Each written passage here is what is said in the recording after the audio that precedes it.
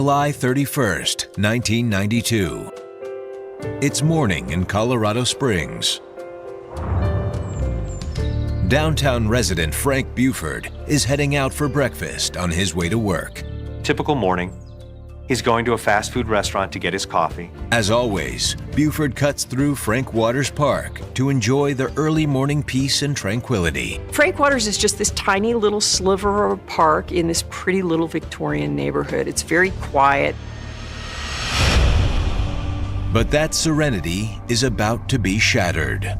As he's walking, Frank Buford spots something in the grass. This man walks closer and closer and realizes what really is on the ground. It's a woman's body. She's naked. She's dead.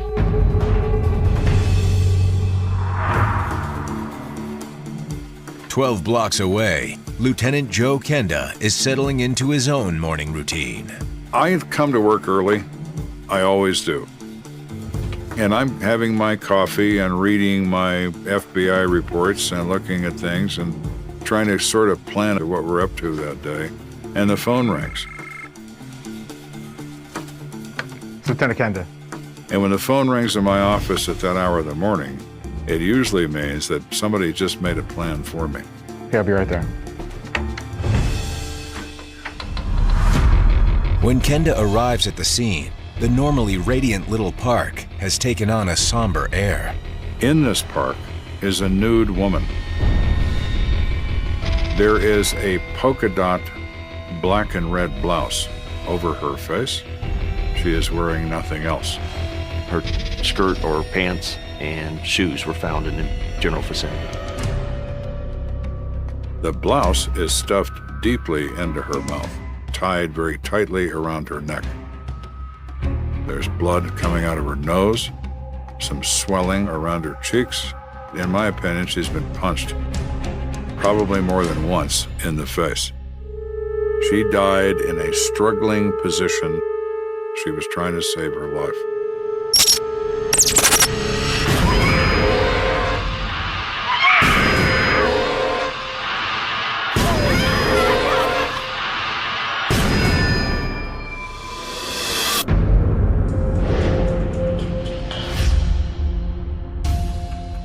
Cause of death is most likely ligature strangulation.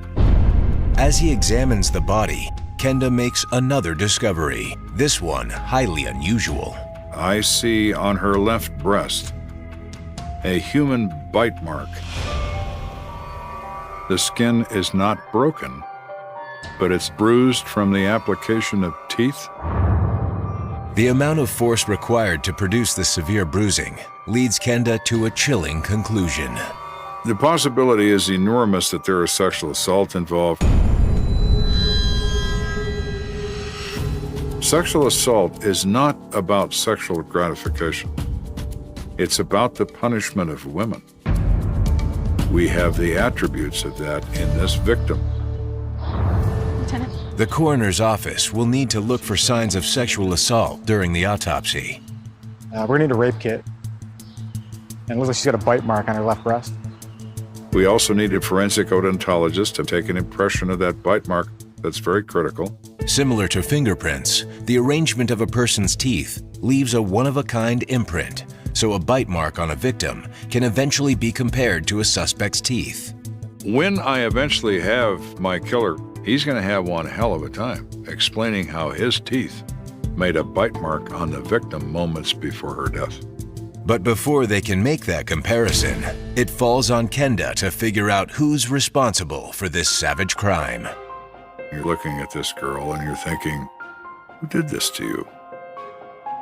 Who brought you here in this little tiny park, almost in the middle of downtown Colorado Springs, and decides to take your life? No sooner has he asked himself that question than one of Kenda's detectives finds another piece of evidence. Hey, Lieutenant, you wanna look at this? What have you got? Looks like an envelope, maybe.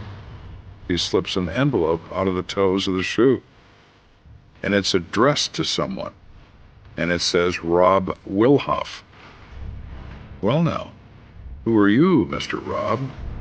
And why is this envelope in our victim's shoe? Unfortunately, answering that question won't be as easy as opening up a letter. The park sprinkler system kicked in prior to Kenda's arrival, and the envelope is soaking wet. We want to make sure that we preserve any physical evidence that may be tied to the envelope.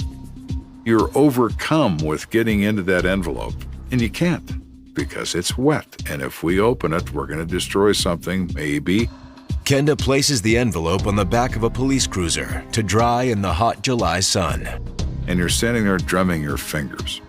The last thing you want to do in a murder is drum your fingers. But there are times when you have to. You just have to wait. In the meantime, Kenda turns his attention back to the victim. Who is this girl? Where is her purse? Where is her ID?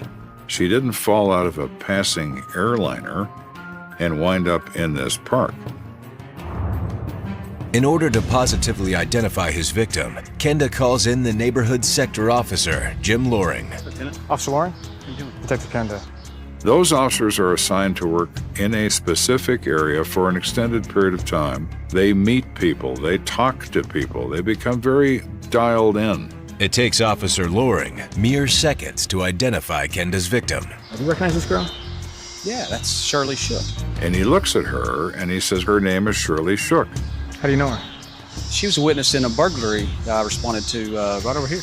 And he points right beyond the park to a house. She lives at that address and she was a witness in a burglary, and I talked to her. A few weeks earlier, an apartment in the multi-unit home where Shirley Shook lived was burglarized. She couldn't provide Officer Loring with any leads, but he remembers her as being pleasant and helpful. Great. We have now taken an enormous step. We not only have a name, it looks like we even have an address. Kenda turns his attention to unlocking the mystery of the waterlogged envelope and Shirley's missing purse. We were fortunate in the fact that it is a warm day, and it dried very quickly. So what do you think? You think we can open it? Give it a try. We were able to open it up and notice that there was a note and some money inside. And it says, Rob, here is some of the rent money. I still owe you $55, but my purse was stolen, and I don't have the money right now, but I'll get it to you as soon as I can. Shirley. Okay.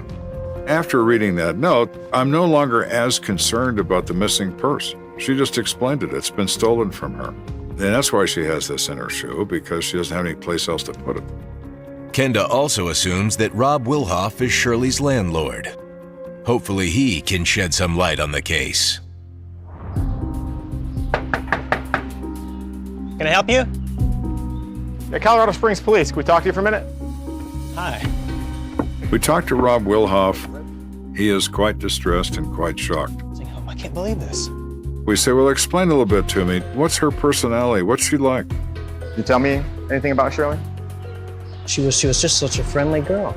Rob Wilhoff explains that Shirley Shook was originally from Baltimore and had only been in Colorado Springs for a year.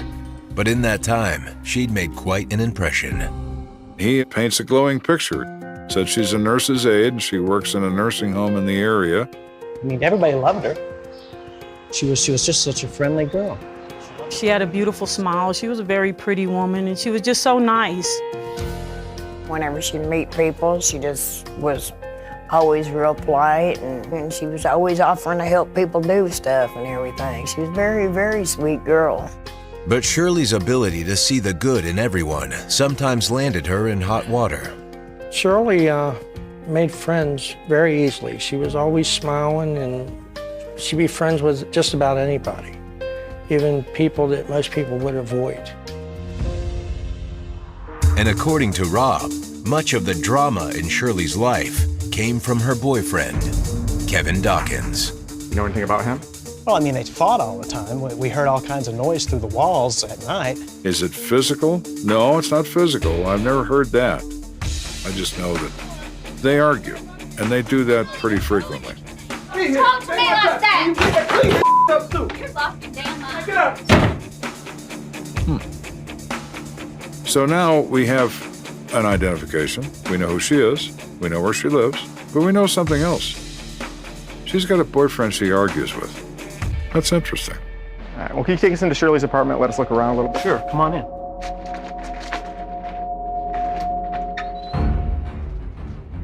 We knock on the door. There's no response. Rob turns his master key in the lock, and as he is turning the lock, Oh, wait. the door opens from the inside. Hey, police, let me see your hands. What's your name? Kevin. And standing in front of us is Kevin Dawkins, which makes me even more interested in him. I've already made the decision right then and there. He's coming to our turf.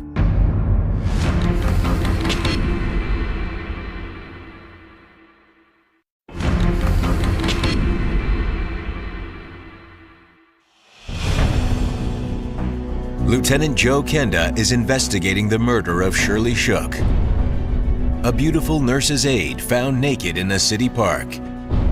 Curiously, the killer left a bite mark on her left breast, a disturbing calling card that Kenda is intent on matching to a suspect. We have a forensic odontologist come to the morgue and take photographs of the bite mark on the breast for possible comparison at a later time. Shirley's family back in Baltimore is devastated to learn the news of her death. I was just sad, just very sad, hoping that they would find the guy that did this. According to Shirley's landlord, she and her boyfriend, Kevin Dawkins, had a stormy relationship. Kenda needs to know if Kevin murdered his girlfriend in a fit of rage. People are very capable of horrific kinds of behavior, and the more emotional they are, the more horrific the behavior. Any ID on you? His initial approach is, we're the police, how dare we come to his place? What are you doing here? I ain't gotta tell you that, nigga. Hey, you and I need to talk. Which makes me even more interested in him. Why are you so evasive? We ask him if he knows where Shirley is, and he says no. When's the last time you saw her? Seen her last night. And we say, well, unfortunately, we've found a dead body in Frank Waters Park across the street, and our information is that it's in fact Shirley. Kevin comes unstuck. He starts to cry. He's very emotional. Kevin may be upset, but that doesn't mean he's innocent. Is he our killer? He might be. All right, listen, we're going to need to ask you a few more questions. Do you mind coming down to the station with us? Kenda kicks off the interview, making it clear Kevin Dawkins is his only suspect. Right now, I like you for killing Shirley. I confront him about the arguing that everybody talks about. We got several witnesses that say that you two fight all the time. When the 15-watt light bulb goes on over his forehead, that maybe he's in a jam here, his attitude changes. I mean, yeah, we get into arguments every now and then, but that don't mean I killed her. The more I listen, the more I start to believe him. He is trying to help us now.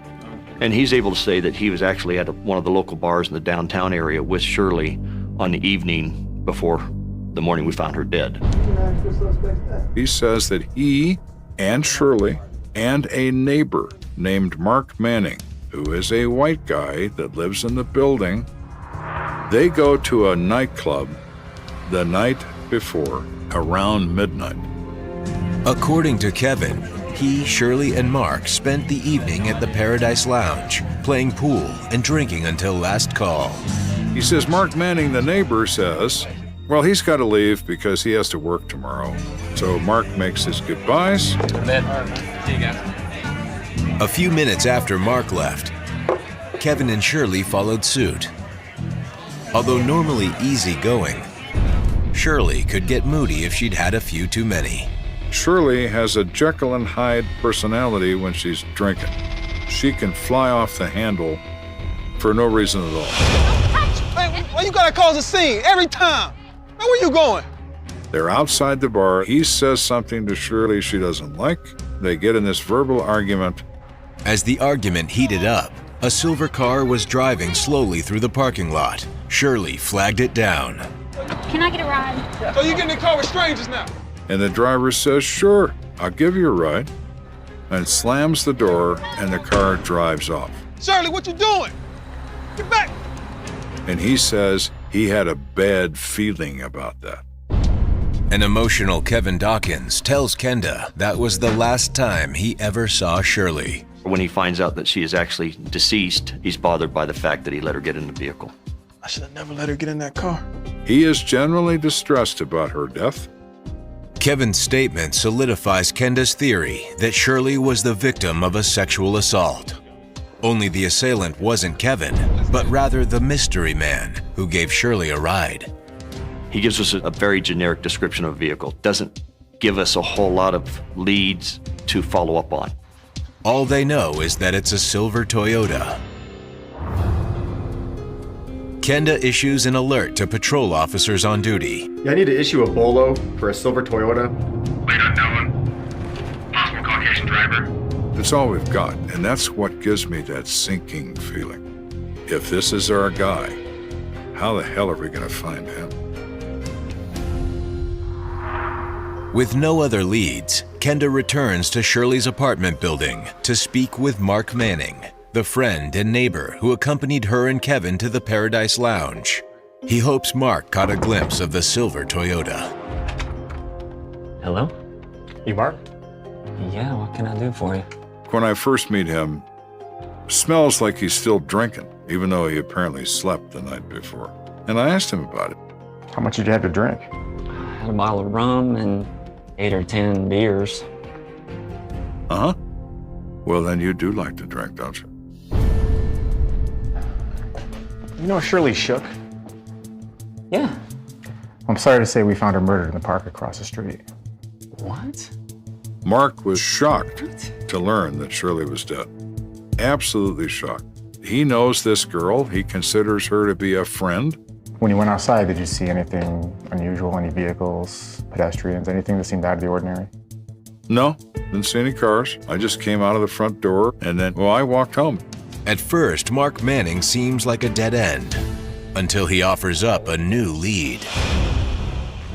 He talked about seeing Shirley having some kind of confrontation with an individual in her apartment about a week before.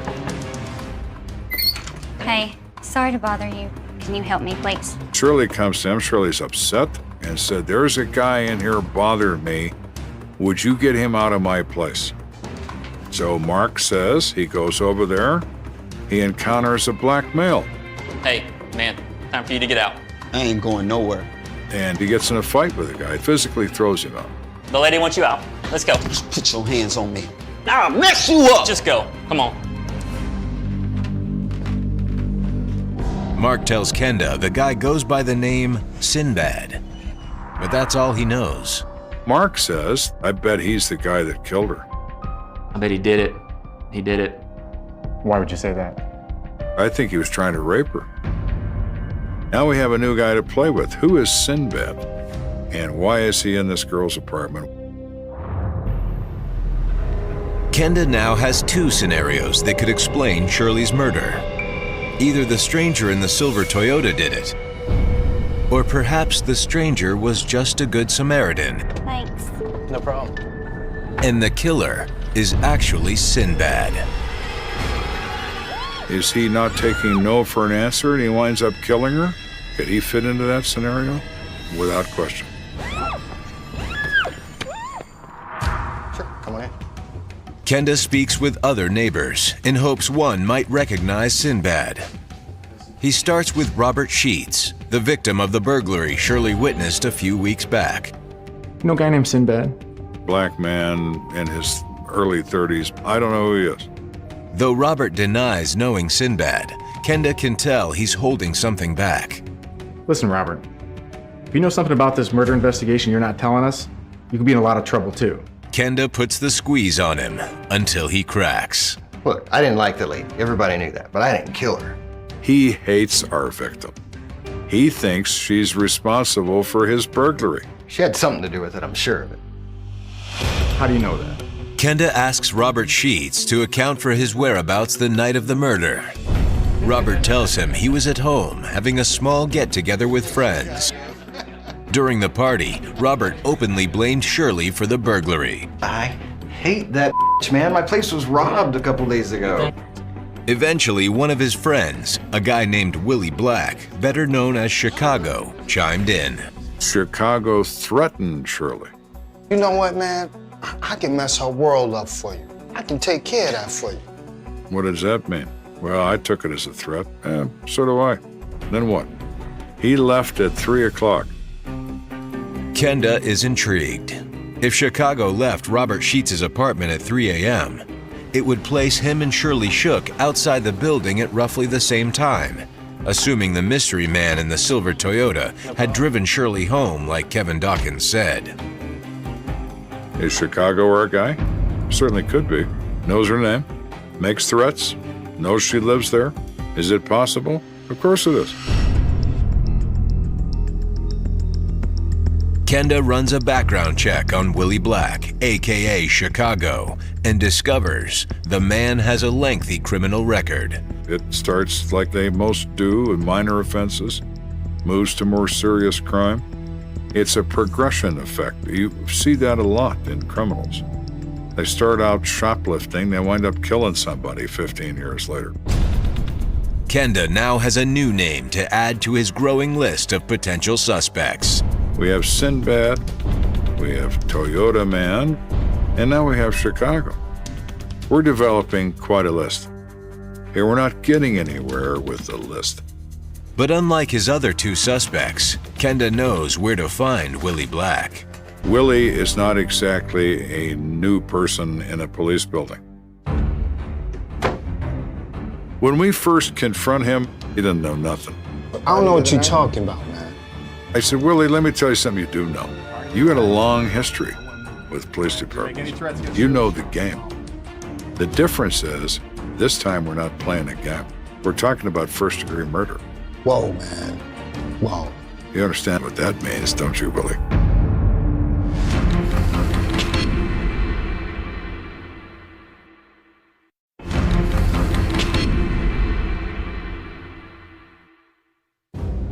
In Colorado Springs, Lt.Joe Kenda is on the trail of not one, but 3 suspects connected to the murder of Shirley Shook.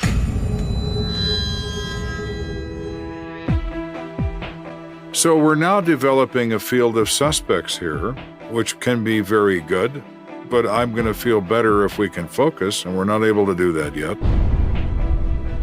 The first is a stranger in a silver Toyota who supposedly gave Shirley a ride home. Interested in for this crime.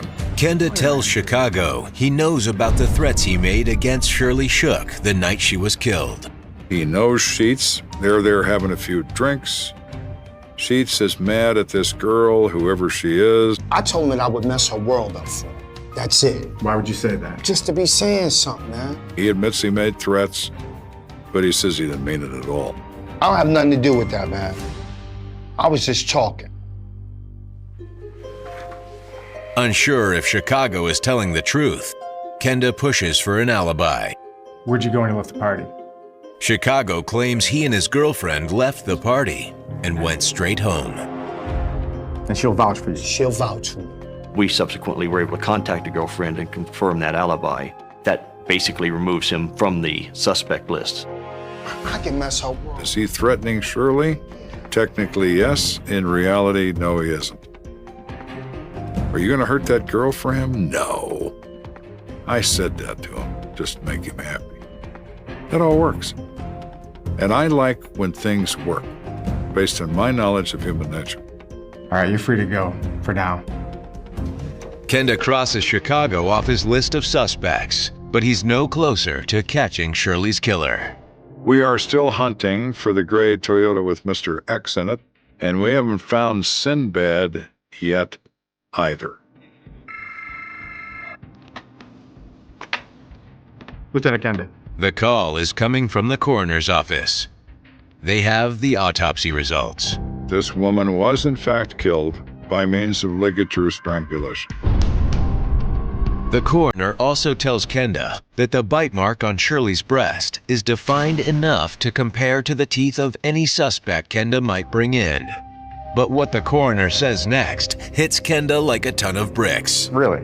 The coroner finds no trauma to the vaginal vault or any further evidence of sexual assault. Nothing at all. The coroner's findings call into question Kenda's driving theory about the crime's motive. What if this is consensual sex? What if this is just two people sitting on the grass in a park on a warm night and something goes wrong? Maybe it's that and not a rape. I'm getting frustrated and I'm getting angry at this. So I have a team meeting. Listen up, guys. Here's what we got so far. And I say, hey, we are chasing ghosts. And I am tired of chasing ghosts. We don't even know if these guys even exist. And basically, we've gotten nowhere with this. We're going to start over like we don't know anything about this. We're going to go back to the bar. I want to know more about what might have happened in there. All right, let's go. It's Saturday night at the Paradise Lounge. Kenda knows he's going to need help finding the right people to speak with. You know Shirley Shook? Shirley Shook, yeah. The observer in a bar is a bouncer. He's not serving customers. He's not making drinks. He's watching. Any of her friends in here tonight? Yeah, Cynthia, the blonde with the ponytail right there. The bouncer points Kenda in the direction of a regular, Cynthia McCollum. Cynthia? Yeah? You friends with Shirley Shook? Yeah? We need to talk to you for a minute. You mind stepping over here? Okay. Cynthia tells Kenda she saw Shirley the night of the crime. I was sitting in the back of the room and she walked in with Kevin and the white gentleman she was with. And she came and we hugged. Good to see you too. Kenda surmises that the two men Cynthia is speaking of are Shirley's boyfriend, Kevin Dawkins, and their neighbor, Mark Manning. But what Cynthia says next changes everything. I was sitting at a table in the back and they were sitting at the table next to me. Shirley was in a very good mood that night. So good that when Kevin Dawkins got up to play a game of pool, Shirley and Mark cozied up to one another.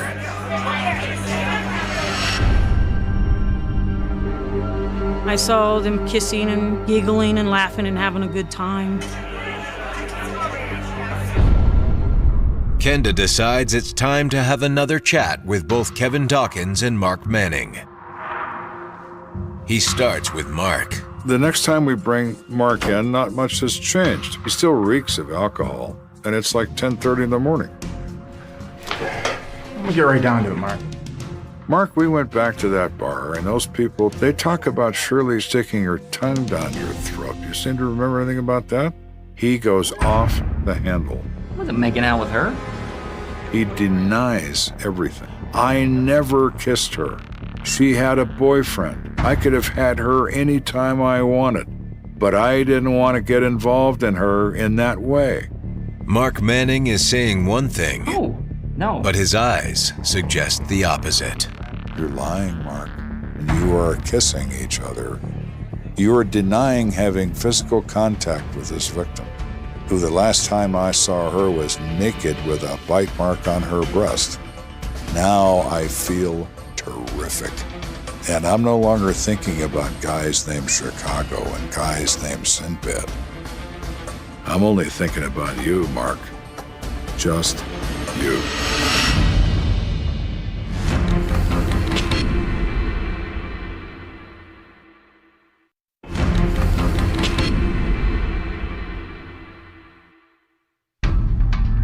The investigation into the murder of Shirley Shook is now entering its second week. Lt.Joe Kenda is focusing on a man eyewitnesses saw kissing Shirley the night she was murdered, her neighbor, Mark Manning. But when Kenda questioned Mark about it, I didn't make out with her. he denied any romantic involvement. It makes us question the validity of his original statement. What does he really know? Was he hiding something? All right, you're free to go. We have to let Mark go. I can't keep him. I have no grounds to arrest him. Hoping to build a case against Mark Manning, Kenda circles back to an earlier eyewitness, one who saw Shirley and Mark on a near daily basis, their landlord, Rob Wilhoff. Did Mark and Shirley have any type of relationship, anything going on? Oh, no, she wasn't interested in Mark. She was more into that Kevin guy, like I said. While Shirley and Mark weren't involved, Mark definitely seems to have been interested in her. Well, I said, you know, the strangest thing he said to me, the day of her being found dead, Mark came to me and he said he wanted to move into Shirley's place. Did he tell you why? He said he wanted to be near her soul. I loved that girl. And I think if I move into her place, I could be in touch with her spirit. And Rob looks at me and says, I thought that was really weird. Did you end up moving in? No, he moved out the next day completely. Yeah, he didn't even pick up his security deposit. Interesting. So we go back, we think this over. What if he's not in love with her? He's obsessed by her.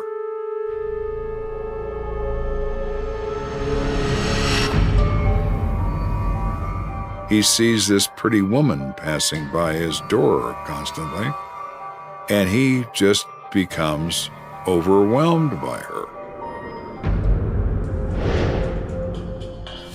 What if he wants to be with her? And the night in the bar, he is with her. And what if he meets up with her after she leaves? They go to the park, and they talk, and they kiss. And then something goes wrong. Stop it! And Mark kills her. Could that work? I think it could. Our next major step is to locate Mark Manning. We're able to confirm that he is now in Glenwood Springs, Colorado. He is there serving out a sentence on a DUI conviction. Perfect. Glenwood Springs is 3.5 hours away. That doesn't stop Kenda from paying Mark Manning a visit. Surprised to see us, Mark? His face just collapses when he sees us. We're the guys he hates. Now we've found him in Garfield County. We sit down, we say, Mark, we think maybe you're involved in this. We know you had something to do with this. Same story. Oh, no. No. I didn't hurt her. I couldn't hurt her. She was my friend. He still denies any romance. I didn't touch her. I looked at him and I said, you know, Mark, I'm embarrassed for you. You've been lying to me since I met you. And if you're going to be a liar, Mark, you should at least have the decency to be good at it. You guys leave me alone. Ignoring Mark's outburst, Kenda goes in for the kill. So if you're telling the truth, you're willing to take a polygraph test? Because if you would do that and you pass it, then we actually will leave you alone. Mark agrees to the test. Yeah, I'll take one. The polygraphs are unique in the fact that, yes, they can't be used in a court of law, but they do provide pressure on an individual. Kenda needs a confession, and to get one, he'll do all he can to make Mark feel like a murder charge is inevitable. You want to put this person in the weakest possible position emotionally. Just before Mark's polygraph, Kenda surprises him with a trip to the hospital. Armed with a warrant, a nurse collects hair samples and blood samples. We explain that to him. Well, we're going to compare these to items we recovered from Shirley's body. We don't say any more. He doesn't know what we have. He is worried about that. You can see it in his face. Then we say, and Mark, there's one more thing. We have a forensic odontologist. He's a dentist. The odontologist takes an impression of Mark's teeth. Why are you doing that? Well, she had a bite mark on her breast, Mark. And human bite marks are identifiable. You probably didn't know that. After collecting the dental impression, Mark Manning is escorted into the polygrapher's office and strapped to the lie detector. How you feeling, Mark? A little nervous? He's just gone through medical procedures designed to recover physical evidence from a crime he knows he's committed. He is maxed emotionally, and that's where I want him to be.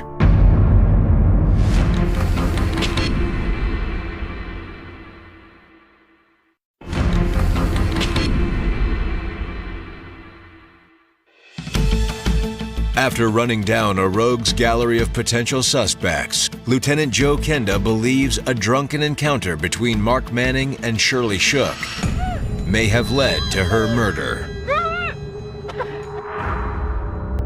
To confirm this, Kenda is ratcheting up the pressure on Mark, hoping he'll crack.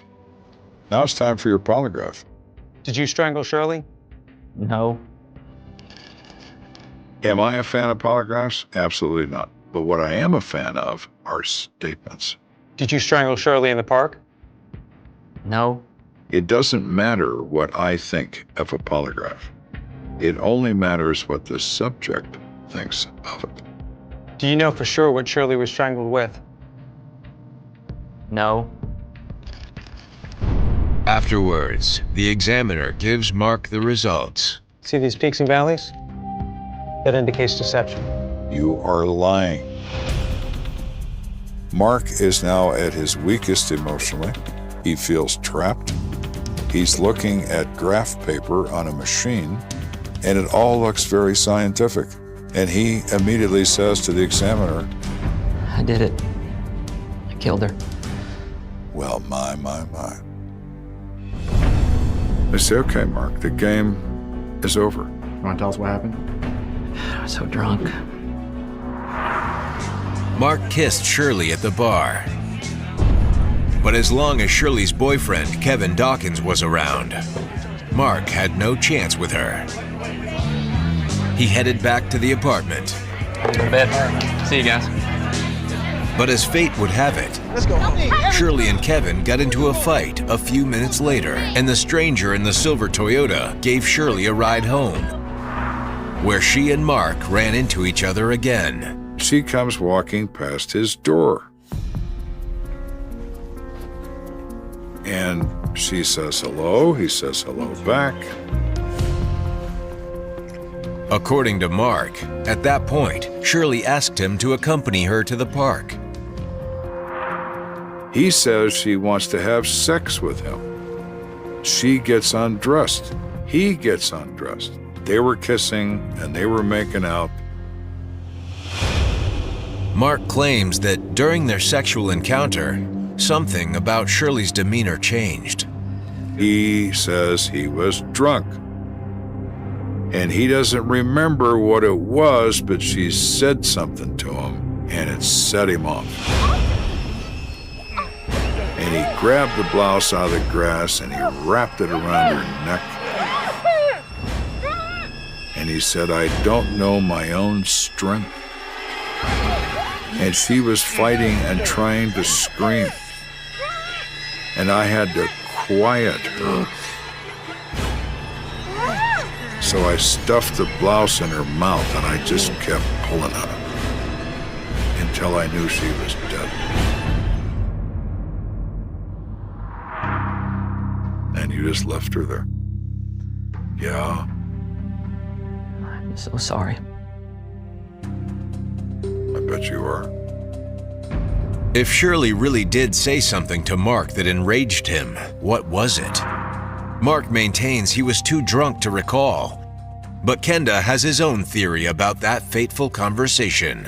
He is infatuated with this woman, and he finally has his opportunity. Here he is, naked in the park with the love of his life.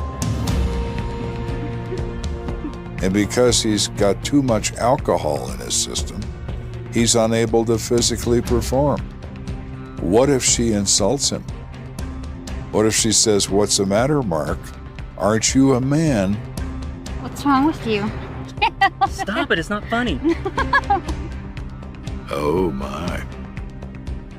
And his feelings of euphoria turn to rage.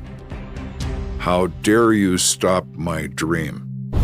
Mark Manning's guilt was further cemented when investigators compared the impressions from his teeth to the bite marks on Shirley Shook's breast. Our odontologist was able to say that the bite marks were consistent with Mark Manning's. Police never identify the stranger in the silver Toyota, nor do they ever track down the mysterious Sinbad, but they have no reason to believe they weren't real. 6 months after his arrest, Mark Manning pleads guilty to second-degree murder. he is sentenced to 36 years in prison. She was always friendly and always looking for a good time. What makes me so angry about it is to beat her, strangle her. Nobody deserves that. They should have put him away for life because Shirley did not deserve to die that way. She was too kind-hearted. She was a sweet person, really miss her. I miss her smile. I think that Mark had very strong feelings for that girl. I don't think his plan was to do that. Shirley finds herself with an individual that she doesn't realize is obsessed with her. I think that Shirley thinks this is a very casual encounter. She doesn't understand.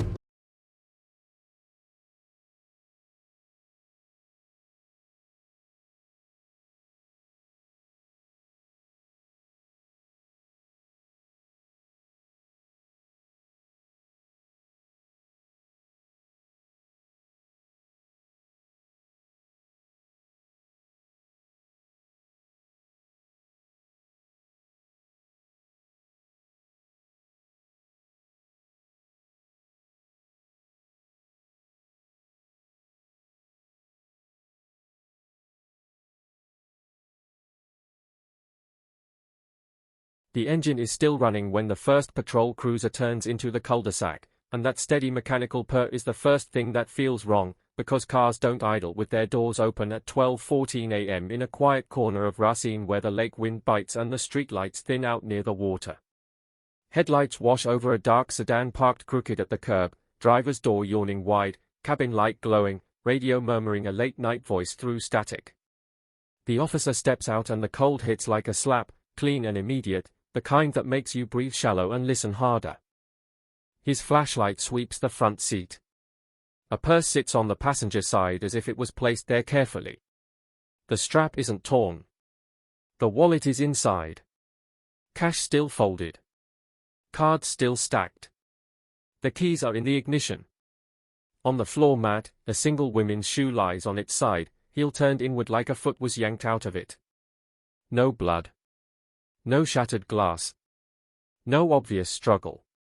Just the shoe, the running engine, and the unbearable sense of interruption, like someone hit pause in the middle of a normal life and walked away with the rest of the story. Her name is Emily Hart. 26. Paralegal downtown. A life built on lists, calendars, tidy routines. The friend who texts back. The daughter who calls every Sunday. The kind of person who doesn't vanish. Earlier that evening she was at O'Donnell's, a low-ceiling bar with neon signs and a jukebox that leans on classic rock.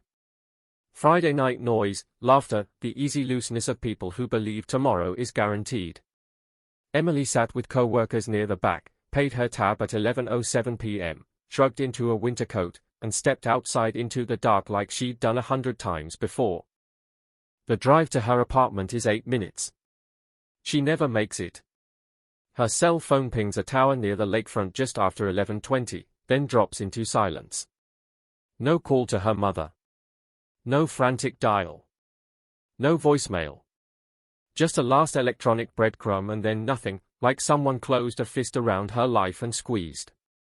By morning, the cul-de-sac is wrapped in yellow tape, and the neighborhood stares at the running car like it's a mouth that won't close. Emily's mother arrives shaking, pointing at the shoe as if it's the only piece of her daughter that survived the night. Detective Mark Salazar takes the lead, mid-40s, quiet voice, eyes that don't blink when people cry. He walks the scene, reads the slush, sees the tire tracks, a hesitant curve, a stop too close to the curb, a slight correction, like the driver was distracted at the last second by something outside the car, something close enough to change decisions. In the lab, the car offers fragments instead of answers. Partial prints that match no one in the system. DNA too mixed, too small for the error's methods to turn into a name. Emily's apartment offers even less, no packed suitcase, no missing clothes, bed made, mail stacked, a grocery list on the counter with milk underlined twice. She didn't plan to disappear. Someone else planned it for her. Fear does what fear always does. It spreads. It rewrites faces into suspects. It turns every slow truck into a threat, every stranger at a gas station into a story. Salazar refuses stories. He wants hard points, the places where the world leaves fingerprints. He pulls Emily's phone records and finds one line that doesn't fit. At 10:53 p.m., a 90-second call to Emily's number from a payphone outside a convenience store off Highway 20. A payphone is a choice. A payphone is someone saying, "I want to speak to her without leaving my name behind." They retrieve the convenience store's security tape. Grainy, wide angle, a camera meant to catch sharplifters, not predators. A figure in a dark coat steps to the payphone, head down, shoulders hunched against the cold, speaks briefly, glances around twice, then walks out of frame. No clean face. No license plate. Just intent moving through pixels, and the sick realization that Emily's night might have been scheduled before she even finished her drink. At a Donald's, witnesses describe the same shape from different angles, a man at the end of the bar drinking water, not alcohol, as if he came to stay sharp, a presence that didn't mingle, didn't laugh, didn't look like it belonged to anyone. When Emily stood to leave, someone remembers that man shifting too, like a shadow detaching from the wall. But when Salazar presses for a description, the answers dissolve into vagueness, average height, dark clothing, maybe a hat, maybe not. Nothing you can put on a poster with certainty. Nothing you can call a name. Then the bar receipt becomes a quiet scream. Emily's co-worker mentions an extra charge, a drink nobody ordered, just a few dollars. Salazar requests the register logs and finds a tab opened under the name, J. Walker, paid in cash at 11:05 p.m., 2 minutes before Emily ran her card. No signature. No ID. No trace. A phantom tab in the same room, the same hour, paid in the one way that leaves almost nothing behind except the proof that someone wanted to be there without being seen. Search teams sweep the lakefront anyway because the dogs pull that way, noses dragging the story toward water and wind. Volunteers line up with flashlights, scanning reeds, ditches, empty lots. They find trash, old tires, rusted metal, the debris of ordinary years. They do not find Emily. No purse. No coat. No body. The case begins to cool not because anyone stops caring, but because the city runs out of places to look, and every empty shoreline feels like a dare. Days become weeks, and the investigation turns into a brutal routine, Salazar under fluorescent light, listening to shaking voices and watching eyes dart away from questions, patrol officers chasing tips that collapse the moment they're touched, analysts staring at partial prints as if they might suddenly confess. Emily's smile appears on flyers in grocery stores and laundromats, the paper edges curling as winter turns to a wet, dirty spring. A local radio host reads her description at the top of every hour, and the same sentence repeats until it starts to sound unreal. Last seen leaving a Donald's. Last seen. Not found. And every time the broadcast ends, the silence that follows feels like the city holding its breath. And then, 2 months later, a fisherman finds a shoe in a marshy inlet miles from the cul-de-sac. Mud-stained. Laces intact. The second shoe. Emily's missing match. It lies in reeds like a discarded thought, and Racine feels the punch all over again. Someone carried evidence of her last moments and dropped it where water and weeds could swallow it. The lab recovers hairs too degraded for certainty, pollen that hints at travel through older growth, and nothing that can become a name. Salazar pins another map, drives back roads at night, headlights carving tunnels through darkness, imagining the stop, Emily pulling over because she thinks she recognizes the vehicle behind her, or because a light flashed, or because someone stepped into the road with the confidence of authority.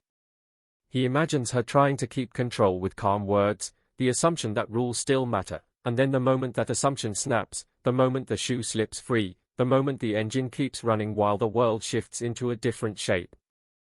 Then a letter arrives at the station with no return address, postmarked Milwaukee. Inside is a Polaroid, the kind of image that feels like a threat because it's physical, because it has edges. The photo is blurry, but it appears to show a car dashboard lit by flash. In the corner, a hand holds a scrap of paper. 2 words are written in thick, blocky ink, still running. No signature. No demand. Just a message that lands like a laugh inside a locked room. They dust for prints, smudged. They try DNA, too thin for a full profile with the tools of the time.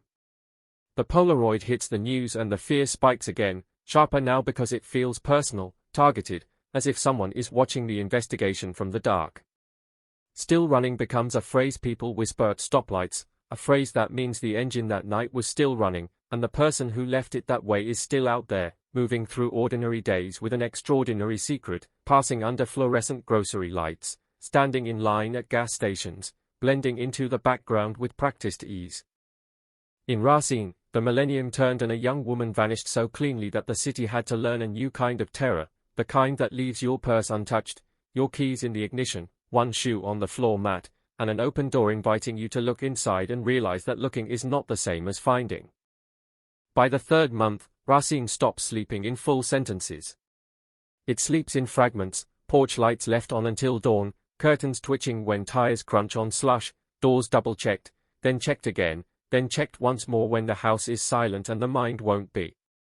The city doesn't just miss Emily Hart, it rearranges itself around her absence, as if the air has learned a new rule: women don't walk alone, not now, not here, not ever again without hearing the engine that kept running.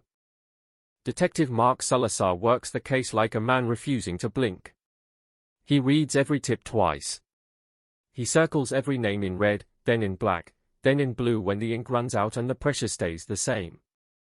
The file grows fat with paper, statements, maps, photos, transcripts, lab notes, all of it stacked into an object heavy enough to hurt someone if you dropped it, and still it contains no Emily, no location, no ending. Just a widening ring of maybe. The first maybe is the boyfriend. There's always a boyfriend in the first chapter of an investigation, because love is intimate and intimacy is the easiest place to hide violence. Jason Rudd, 29, construction foreman, jaw like a clamp, hands split from cold work. He and Emily broke up in November. She moved out. Friends describe it as clean, polite, the kind of breakup you tell your parents about without lowering your voice. Jason says the same. He sits in the interview room with a coffee he doesn't drink, staring at the table like it personally offended him. Salazar asks where he was Friday night. Jason says home, alone, watching the late game. He gives times, details, the kind of timeline men rehearse when they know the questions are coming. Salazar watches for the places where a story frays. He doesn't see it. He checks Jason's phone records anyway. No calls to Emily. No pings near O'Donnell's. No reason to stop digging, but no blade to grab either. Then, maybe, becomes an older name, one the city likes less because it's not intimate, it's random. In the weeks after Emily vanishes, 2 women report being followed from a grocery store parking lot. One says a dark sedan rolled behind her for 4 blocks, headlights glued to her rearview mirror until she pulled into a crowded gas station and sat there shaking, watching the sedan drift away like it had never been there. The second woman describes a man stepping out of a vehicle when she unlocked her door, asking for directions with a voice too calm, too controlled. She slammed her car door in his face and drove off. He didn't chase. He just watched, expression blank, as if he'd been measuring how fast fear could move. The descriptions are thin. Average height, dark coat, maybe a hat. The same fog. But Salazar circles them anyway because patterns are what predators leave behind when they think they're invisible. He pulls reports from surrounding counties. He starts to build a board, the old-school kind, photographs and yarn, dates written in thick marker. And the board begins to look like a disease spreading along the highways, stalking incidents, late-night approaches, women followed from bars, from stores, from parking lots. Some ended with screaming and escape. Some ended with nothing more than dread. None ended with a body. None ended with a name. Then the phone, Emily's phone, the one that went silent after the last tower ping, reappears in a way that makes every officer in the room go still. A teenage boy finds it under a bench near the lakefront, wedged between wet leaves and old beer cans. It's battered, back panel cracked, battery missing. Like it was thrown, stepped on, forgotten. Or placed. Salazar holds it with gloved hands, staring at the screen like it might suddenly light up and show Emily's face. The lab pulls what it can. The SIM is gone. The phone's memory offers a single last draft text, unsent, typed at 11:19 p.m., "I'm here. Where are you?" For words that turn the case from random abduction into something sharper. Because "I'm here" implies a meeting. It implies expectation. It implies she stopped for a reason. Salazar returns to the cul-de-sac, walks the street in daylight. It's a plain place, nothing dramatic, no abandoned warehouse, no dark alley. Just driveways, mailboxes, winter-brown lawns. Why stop here? Why here of all places? He checks property records. Who lives closest to where the sedan was found? An older couple. A young family. A man who rents the corner house, 35, works night shifts, keeps to himself. The neighbors barely know him. Barely. That word has teeth. They interview him. His name is Trent Malloy. He answers the door in sweatpants, sleepy-eyed, annoyed at the disruption. He says he heard nothing that night. Says he was asleep. Says he doesn't know Emily. Says he doesn't even go to O'Donnell's. Salazar notes the way he says it, quick, defensive. He asks for a DNA sample. Malloy refuses. That refusal isn't guilt, but it isn't innocence either. It's a locked door in a case full of locked doors. Salazar gets a warrant. The sample comes back. Not a match to the partial DNA in Emily's car. Not a match to the Polaroid. Not a match to anything. Another dead end. Another notch in the file labeled "No." And then the second letter arrives. It comes in a plain white envelope. No return address. Postmarked Chicago. Inside, one sheet of paper. No greeting. No demands. Just a printed map, an aerial view of Racine's lakefront, circles marked in pen. 3 circles. Each one tight, precise, like the hand behind it doesn't shake. At the bottom, 2 words typed in all caps, "Check again." The department treats it like a bomb. They isolate it, bag it, dust it, photograph it. The lab finds a partial thumbprint, not enough to match. The paper fibers are common.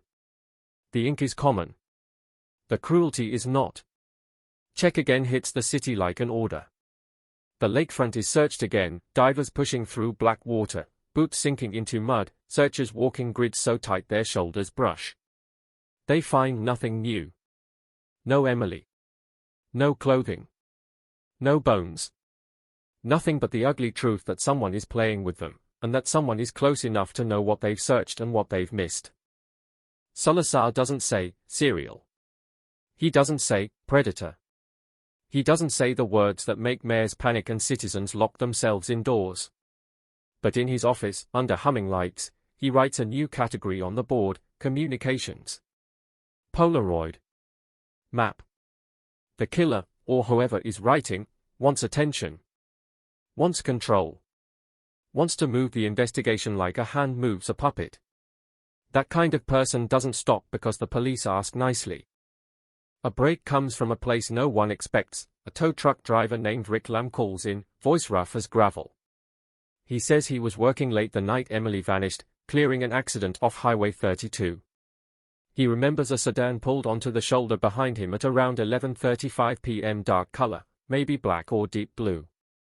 He remembers because the driver sat there with the lights off, just idling, like he was waiting for something. And Rick remembers a second vehicle, an SUV, passing slow, then slowing more, then speeding up as if it had been watching Rick too. Salazar sits Rick down with a sketch artist. They try to build a face out of memory. Rick describes a man with narrow features, light eyes, short hair. Nothing extraordinary. That's the worst part, Rick says, he looked like anybody. But then Rick mentions a detail that makes Salazar's pen stop: the sedan had a sticker on the rear window. A thin white sticker. An outline of a fish. The kind fishermen slap on as a joke, as a badge. It's small, insignificant, the kind of thing you forget, unless you're trained to chase insignificant things like their gold.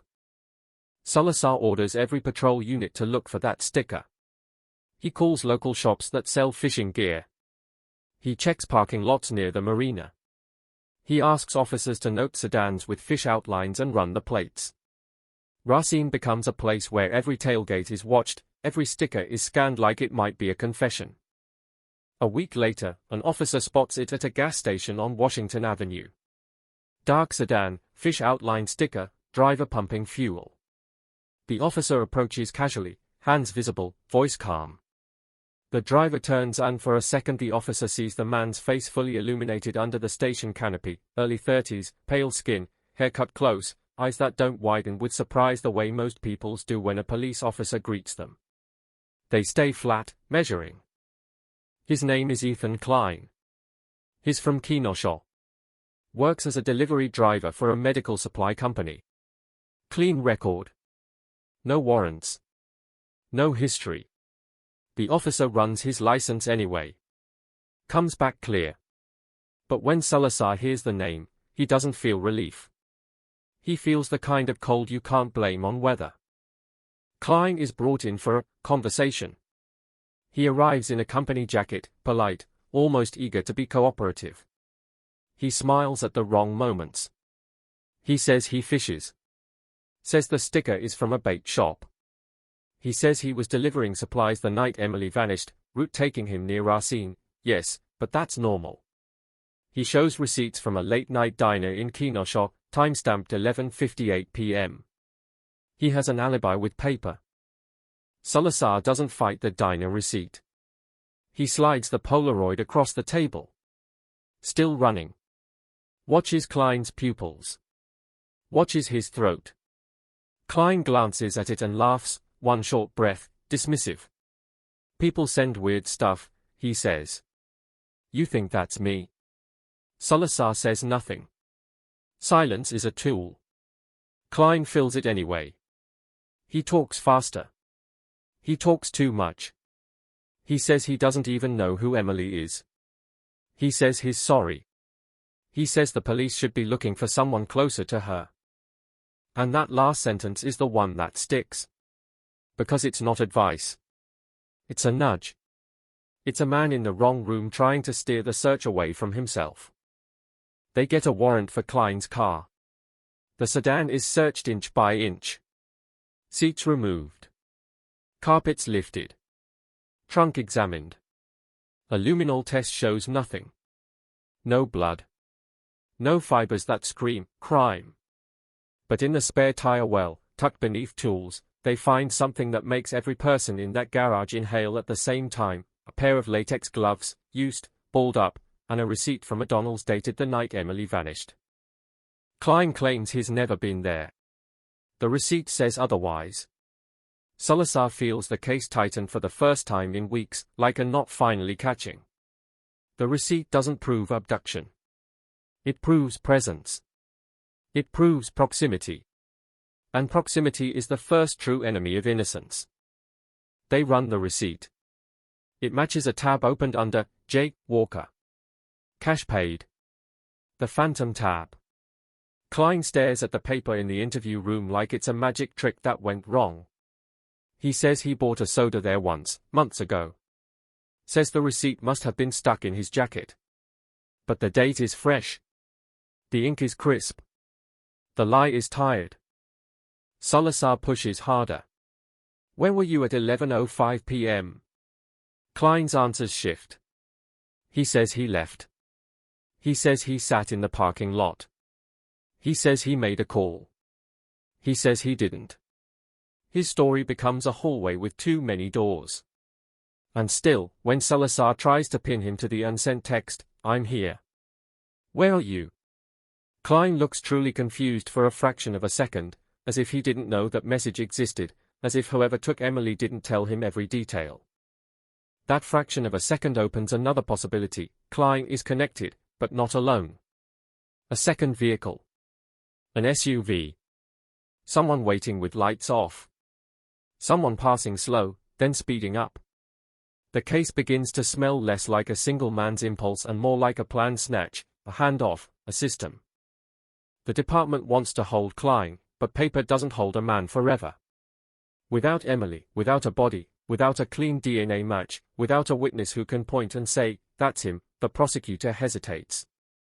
The city's hunger for an arrest is loud. The law's requirement for proof is louder. After 48 hours, Klein walks out of the station into winter air, pulls up his collar, and smiles at the cameras like a man who knows exactly how thin the rope is, and how badly everyone wants it to be thicker. That night, Salazar sits alone in his office, staring at the board. Emily's photo at the center. Lines reaching out like veins. Names written, crossed out, rewritten. He looks at the word still running and feels something in his chest that isn't anger, isn't fear, but a grim recognition. The case isn't cooling because time passes. It's being cooled deliberately, smothered by someone who understands how investigations die, by starving them of certainty, by leaving just enough evidence to keep hope alive and just little enough to keep justice out of reach. Outside, the lake wind scrapes along the streets. People lock their doors. Mothers watch their daughters walk to cars. And somewhere in the city, or just beyond it, someone who knows what happened to Emily Hart goes about an ordinary night as if nothing is missing, as if a running engine and an open door are just details, as if the most terrifying thing you can do to a community is not kill someone loudly, but erase them quietly and let the silence do the screaming. On paper, Ethan Klein is just a name with a clean record and a bad coincidence, and that's exactly what makes him dangerous to the investigation, because a clean record is a blank canvas, and a blank canvas can hide anything. The cameras catch him leaving the station, collar up, eyes steady, and in the footage there's a detail Salazar can't stop replaying. Klein doesn't look over his shoulder even once. Not to check the crowd. Not to scan the street. Not to find his car. He walks like a man who already knows every angle, every exit, every shadow on the block, like he's the one who mapped the room. The morning after Klein walks, the tip line explodes with anger. People want certainty the way a drowning person wants air. You had him, callers say. You let him go. And Salazar hears something deeper behind the rage, a terror that has learned to speak. Because if the police can't hold the man with the O'Donnell's receipt in his trunk, then who can they hold? Who is safe? The city begins to lean on rumors the way you lean on a broken railing. You know it might fail, but you need something under your hand. Salazar refuses to chase rumor. He chases structure. He pulls the diner receipt Klein offered as an alibi and doesn't treat it like a wall, he treats it like a door. Receipts don't just prove where you were. They show what you want people to believe about where you were. He sends an officer to the diner to interview the night waitress. She remembers Klein because he tipped too much and didn't make eye contact. She remembers the jacket. Remembers the way he asked for the check the moment his food hit the table, like he was in a hurry to create proof. She also remembers something else, he wasn't alone. Not at first. A second man sat with him for 10 minutes, then stood, walked out, and never returned. The waitress says they didn't speak much. They didn't laugh. It looked like business. 2 men. 10 minutes. A handshake of time. Salazar gets the diner's security tape. It's better quality than the convenience store camera, but still washed in fluorescent glare and angles meant for theft, not truth. The second man sits with his back half turned. Broad shoulders. Dark beanie. A scar or shadow along the jaw. He stands, and for 1/2 second he faces the camera.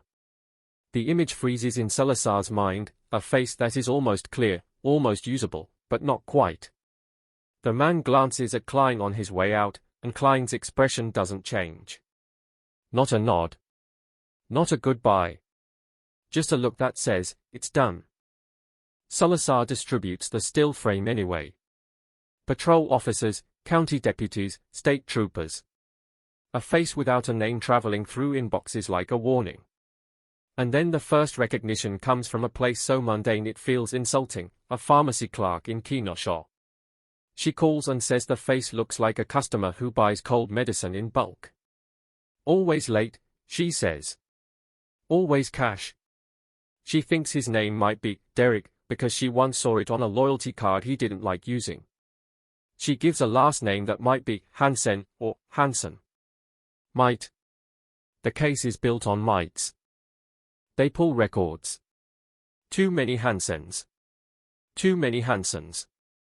Salazar expands the search by behavior instead of name, bulk purchases, late-night cash, minimal contact.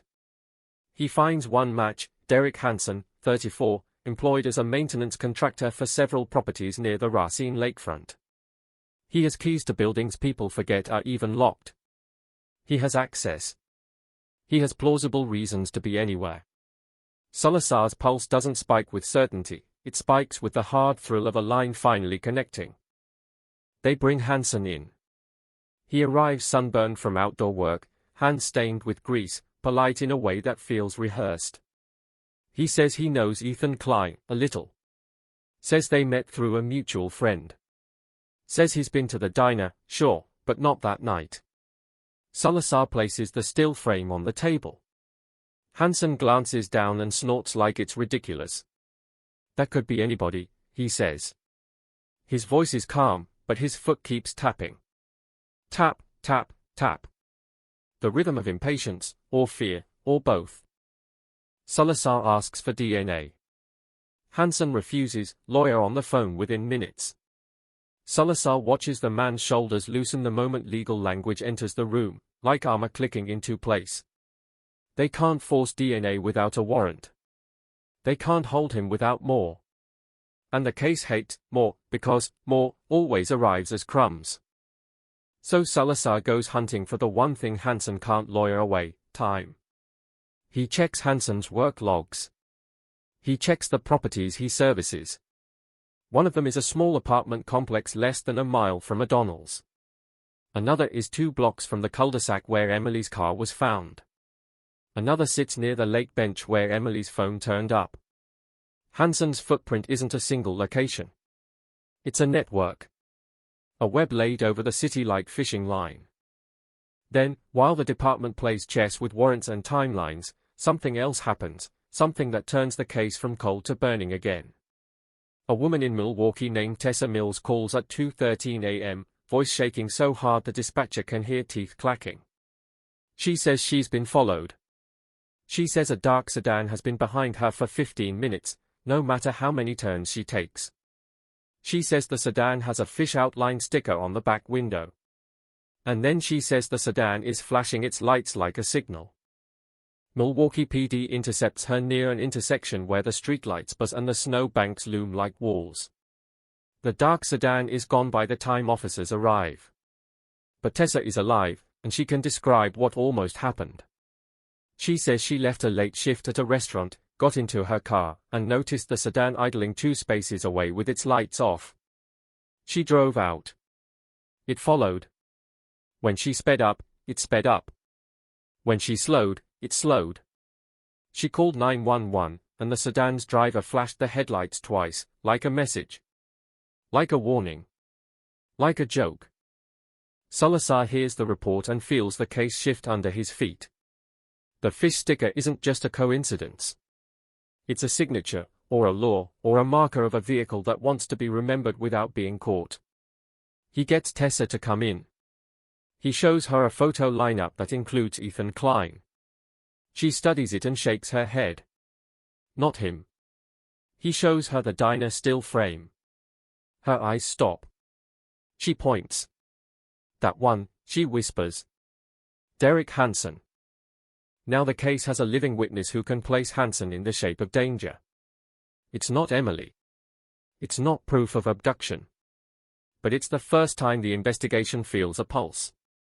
Salazar moves fast. He gets a warrant for Hansen's DNA based on the identification and the pattern. The sample comes back, still no match to the degraded DNA from Emily's car, but the lab notes something that lands like a hook: Hansen is a potential contributor. Not excluded. Not confirmed.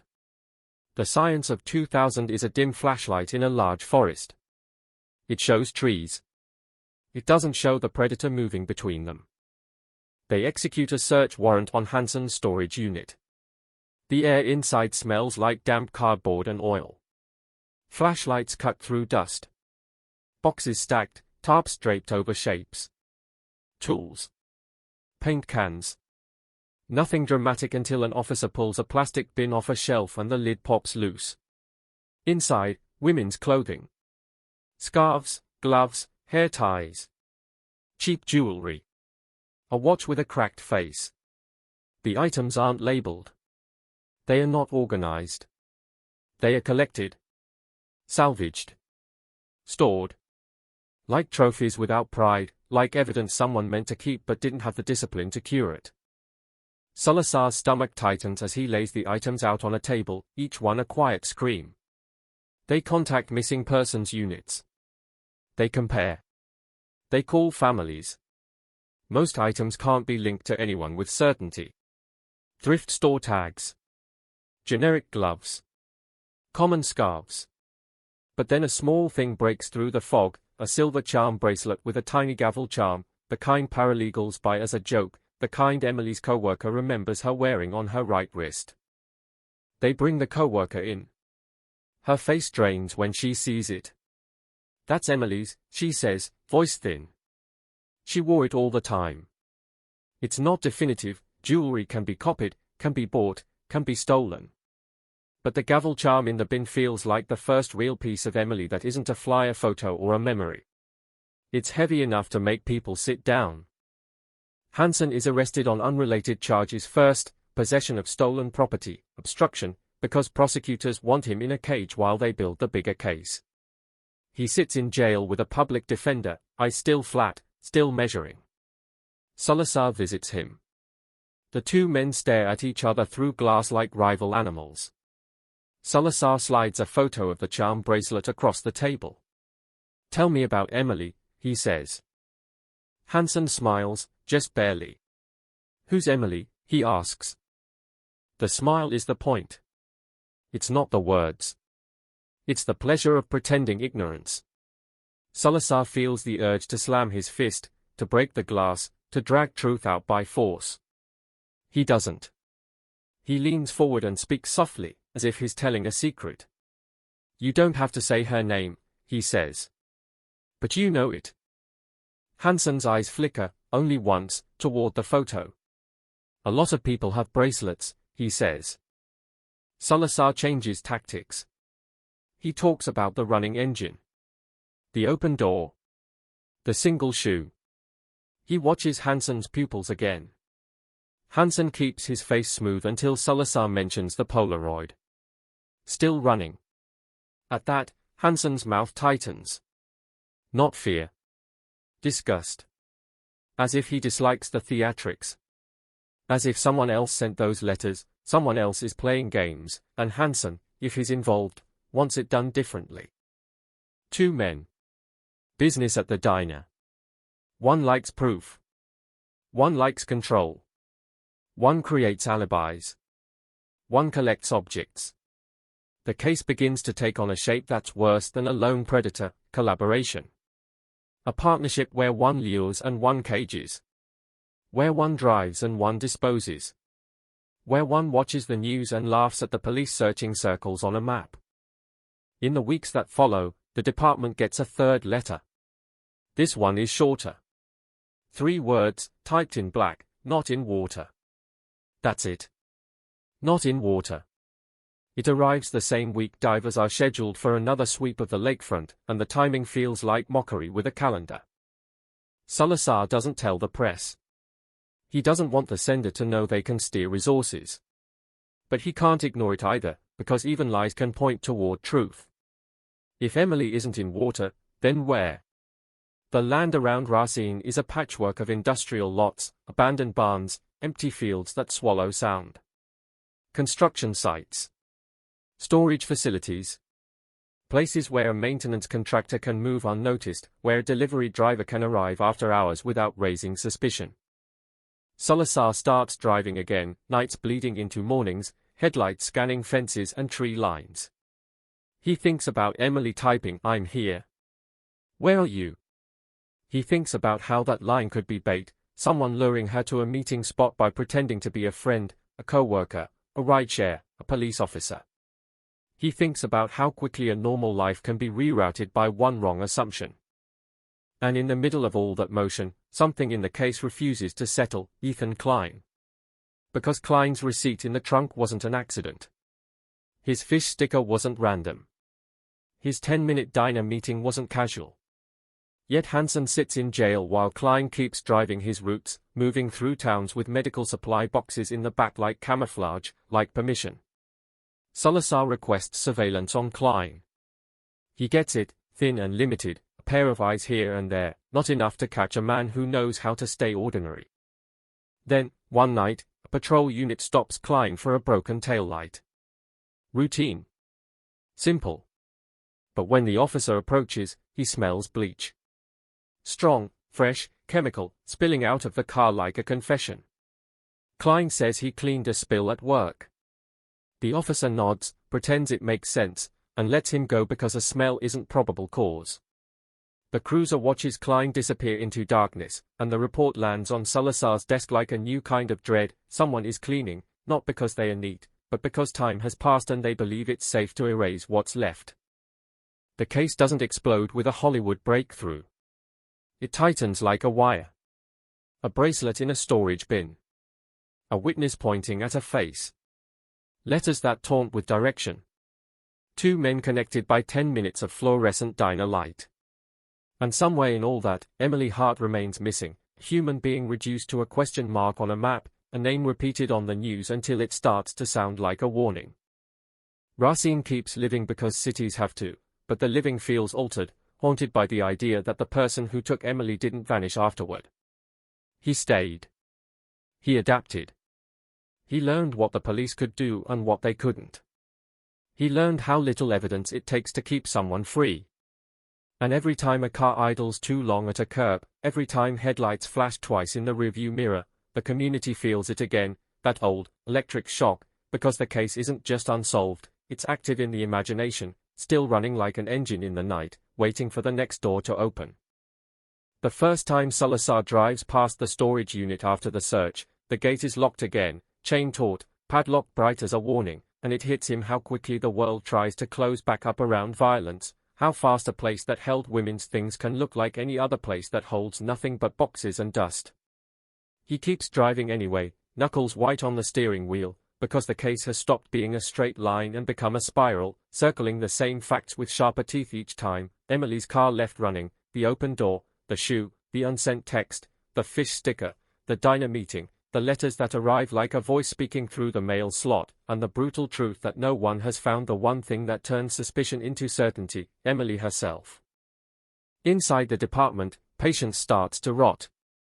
Not for Salazar, he's built like stone, but for everyone around him who has to answer phones, face cameras, explain the unexplainable. The mayor wants updates. The prosecutor wants evidence that can survive a courtroom. The chief wants the pressure to stop pressing. The file is thick, the leads are thin, and the city's fear keeps spilling into every public space like smoke. On the news, Emily's face is a constant watermark. On talk radio, strangers argue about her final minutes like they were there. People don't just want a resolution. They want an arrest. They want to point at a body behind bars and say, "There. That's the reason we were scared. Now we can go back to living." But Salazar knows something everyone else forgets: you don't go back. Not after a person disappears like a sentence cut off mid-word. Derek Hansen sits in the county jail, still not charged with Emily's disappearance, still a man suspended between maybe and prove it. The storage unit evidence, clothing, trinkets, the charm bracelet, creates noise, but noise isn't a verdict. Salazar watches prosecutors tiptoe around the bracelet like it's glass. They ask for chain of custody certainty, for a purchase record, for a photograph of Emily wearing it that clearly shows the gavel charm. They ask for miracles with paperwork. Salazar digs through Emily's apartment again, through photo albums and desk drawers, searching for that one image, that one receipt, that one proof. He finds a picture from a holiday party where Emily's wrist is turned away. He finds a candid shot where her sleeve covers her hand. He finds a dozen almosts. The case is a museum of almosts. So Salazar does what he always does when the official path narrows, he widens the world. He pulls property records and maps out every building Hansen has keys to, apartments, storage basements, maintenance closets, vacant units waiting for renters. He walks those places with a flashlight and a dog handler, the air thick with mildew and old cooking smells, the floors creaking like they remember footsteps that were never meant to be heard. Each door he opens feels like it might be the one that changes everything. Each door closes again with nothing inside but dust and the echo of his own breathing. He checks the industrial outskirts next, the lots where weeds punch through cracked asphalt, where the wind moves unchecked, where a person can scream and the city won't hear. He brings in cadaver dogs. He watches them circle, sniff, sit. Sometimes they alert on nothing more than roadkill buried years ago. Sometimes they don't alert at all, and that lack of reaction becomes its own kind of horror. What if Emily isn't here because she was never here, because whoever took her was careful, because they knew where not to leave a body, because they've done it before? That thought is poison, and it spreads. Missing persons across Wisconsin begin to blur together on Salazar's board, women whose disappearances were filed as runaways, as domestic disputes, as probably left town. Names that didn't make the news the way Emily did. Faces that didn't end up on every flyer. Salazar calls departments in Kenosha, in Milwaukee, in small towns where the police station has 2 cruisers and 1 overworked detective. He asks questions that make people defensive. Are you saying we missed something? They ask. Salazar doesn't say it. He doesn't have to. The silence does it for him. Then a call comes from a place that makes his stomach tighten before he even hears the full sentence, the medical supply company where Ethan Klein works. A supervisor reports missing inventory, sedatives, syringes, supplies that should never vanish without a signature. At first it's blamed on miscounts, on sloppy paperwork. But an audit shows a pattern, items missing on nights Klein ran certain routes. The supervisor says Klein is punctual, polite, unremarkable. Of course he is. Wolves don't survive by looking like wolves. They survive by looking like men you'd trust with your change at a register. Salazar gets the company logs. He traces Klein's deliveries the night Emily vanished. The route doesn't just pass near Racine. It passes within 3 blocks of O'Donnell's. It includes a late delivery to a small clinic that closed at 10. It includes a scheduled pickup from a drop box that doesn't require a person to be present. It includes, in other words, freedom, hours where Klein can drive and no one can say for sure where he went, because the paperwork only proves he delivered a box, not what he did in the dark between addresses.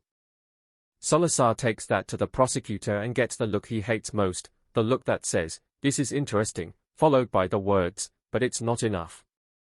So he pushes where he can. He gets a warrant for Klein's apartment. The place is neat in the way some men are neat when they want the world to believe they have nothing to hide. Dishes washed. Laundry folded. Bed made tight. But neatness can be staged, and Salazar knows staged neatness has seams. He checks the trash first. Under coffee grounds and junk mail, he finds bleach bottles, more than one, emptied recently. Cleaning isn't a crime. But excessive cleaning is a language. In the closet, he finds gloves. Boxes of them. Latex, nitrile, different sizes. A man with a medical supply job could claim practicality. But then the search turns up something that doesn't fit practicality at all, a small stack of Polaroid film in a drawer, unopened, the same kind of film used for the still-running photograph. It's not proof. It's a shiver. It's a thread. They bring Klein in again, this time with a different tone in the room. Salazar sits across from him under the same fluorescent buzz, but now there are 2 officers behind Salazar, arms folded, faces unreadable. Klein smiles anyway, like the room is a social visit. "Detective," he says, warm. "We doing this again?" Salazar lays out the audit report. The missing sedatives. The routes. The Polaroid film. The bleach. Klein's smile holds a fraction too long, then resets. "I clean," he says. "I take pictures. I deliver medical supplies. That's my life." You want to arrest me for being organized? Salazar leans forward. I want to arrest you for Emily Hart. Klein's eyes don't flare. They don't blink fast. They simply narrow, as if the name is an inconvenience. Never met her, he says. Salazar slides the O'Donnell's receipt across the table. Klein sighs, like a teacher dealing with a slow student. I told you, he says. I stopped there. I bought a soda. That's not a kidnapping. Salazar doesn't argue. He changes the angle. Who's Derek Hansen? He asks. Klein pauses. A pause is a door crack. Some guy, he says. You said he was maintenance. I don't hang out with maintenance guys. Salazar slides the diner still frame forward, the grainy image of Hansen's face. This some guy, he asks. Klein looks at it. For a heartbeat, something tight passes behind his eyes, recognition, irritation, calculation. Could be anyone, he says, echoing Hansen's line like two men reading from the same script. Salazar lets the silence stretch until it hurts. Then he says, quietly, if you're not connected, why do you talk like him? Klein's smile returns, colder now. You know what your problem is, he says. You want a story. You want two men, a conspiracy, a neat little knot you can tie at a press conference. But life isn't neat, detective. People disappear. Sometimes they just go. Salazar hears the mockery in the softness of that last word. Go. As if Emily is an object that can be misplaced. As if she's not a person who laughed at a bar and underlined, milk, twice and walked into the night expecting to come home. He ends the interview with nothing that can hold Klein in a cell, and it feels like watching a predator slip out of a snare by sheer smoothness. Klein leaves, steps into daylight, becomes ordinary again. That's when the case gets its next shock, not from a confession, not from DNA, but from dirt. A farmer outside Racine calls to report a strange smell near an old drainage culvert at the edge of his land. He says coyotes have been digging. He says he found cloth. The deputies arrive and the wind carries the scent before they even step out of the cruiser, that sweet, sick rot that makes the throat tighten and the brain scream recognition. They call Salazar. They call the coroner. They tape off the field. What they pull from the culvert is not Emily. Not her clothes. Not her bracelet. It's bones, partial, scattered by animals and time. The skull is intact enough to read the story in its quiet hollows. The coroner estimates the remains have been there for years. Female. Young adult. The news breaks within hours anyway because death travels faster than truth. Cameras appear at the field line. Reporters say the words everyone has been waiting to hear, human remains found. The city holds its breath like it's about to finally exhale. Dental records confirm the identity 2 days later. Her name is Melissa Crane. She disappeared in 1997. 17 years old. Last seen walking home from a friend's house. At the time, the case was filed as a runaway, then quietly shelved when she didn't reappear. Her mother spent years searching alone, stapling flyers to poles nobody looked at. Melissa becomes, in death, a brutal message: the ground has been holding secrets longer than the city has been afraid. Salazar visits Melissa's mother after the identification. The woman's home is small, overwarmed, filled with framed photographs of a daughter frozen at 17. She clutches Salazar's hand and whispers, "I told them. I told them she didn't run." Her voice is not angry anymore. It's exhausted. The kind of exhaustion that comes from being right too late. Driving back to the station, Salazar feels the case tilt. Melissa's remains weren't found by police brilliance. They were found by chance. Coyotes, smell, an open field. Which means Emily could be anywhere. Which means someone has been doing this for years. Which means the unsolved in Emily's case isn't an accident. It's a method. He runs Melissa's file. The last known area of her disappearance sits within a corridor that overlaps with Hansen's maintenance contracts years later and Klein's delivery routes now. Overlap doesn't prove. Overlap suggests. Salazar adds Melissa's photo to the board, and the board becomes heavier, darker, less like an investigation and more like an accusation against time itself. Then the lab calls with something that feels like a spark in wet wood. A tech re-examines one of the hairs recovered from the bracelet bin, using improved methods that weren't available when the case began. It's not a full DNA profile. It's not the miracle everyone wants. But it's enough to exclude some people and narrow others. The hair is consistent with someone who has been in close contact with the items. The analysis points toward a male contributor who is not Hansen. Salazar's mind goes straight to Klein like a compass snapping north. He requests a comparison sample. The legal gears grind. A judge signs off. The lab runs it. The result is not a clean match. It's worse. It's a near match, statistically significant enough to make the room go quiet, but not definitive enough to be a chain. The scientist explains it carefully, the way people explain explosives. The sample is partial, degraded, but Klein cannot be excluded as a contributor. Cannot be excluded. That phrase lands like a knife that doesn't quite pierce the skin but still hurts. Salazar stares at the report until the words blur. He thinks about Klein's bleach smell. His Polaroid film. His calm. He thinks about Hansen's trophy bin and his refusal to speak. He thinks about the diner meeting and the way two men can share a script without sharing a conscience. And then, as if the case can sense when hope is rising and wants to stomp it flat again, the department receives another envelope. No return address. Postmarked Madison this time, as if the sender is deliberately spreading geography like perfume. Inside is a single strip of paper, torn from a notebook, words written in thick black marker. 5 words, no signature, no flourish, just the blunt pressure of someone who knows they are untouchable.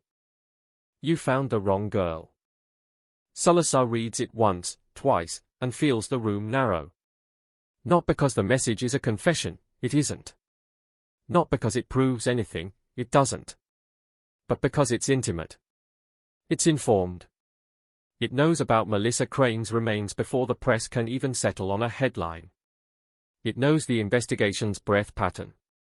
It knows exactly how to twist a knife, by calling a dead girl the wrong one, by implying the right one is still hidden, still unrecovered, still out there in the world as an absence that can't be buried. Salazar looks at the postmark date. It's from yesterday.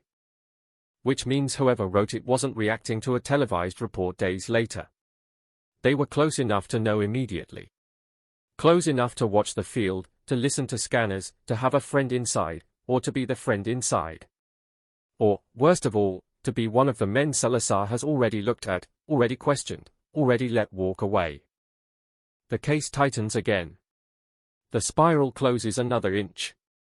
And as night falls over Racine, as the lake wind scrapes along the streets and porch lights flicker on in nervous unison, Salazar stands in front of the board, Emily, Melissa, Klein, Hansen, the fish sticker, the letters, the culvert, feeling the weight of a truth that is coming into focus too slowly. Someone has been managing this investigation from the shadows, not by hiding everything, but by revealing just enough to keep the city bleeding fear, just enough to keep the police chasing circles.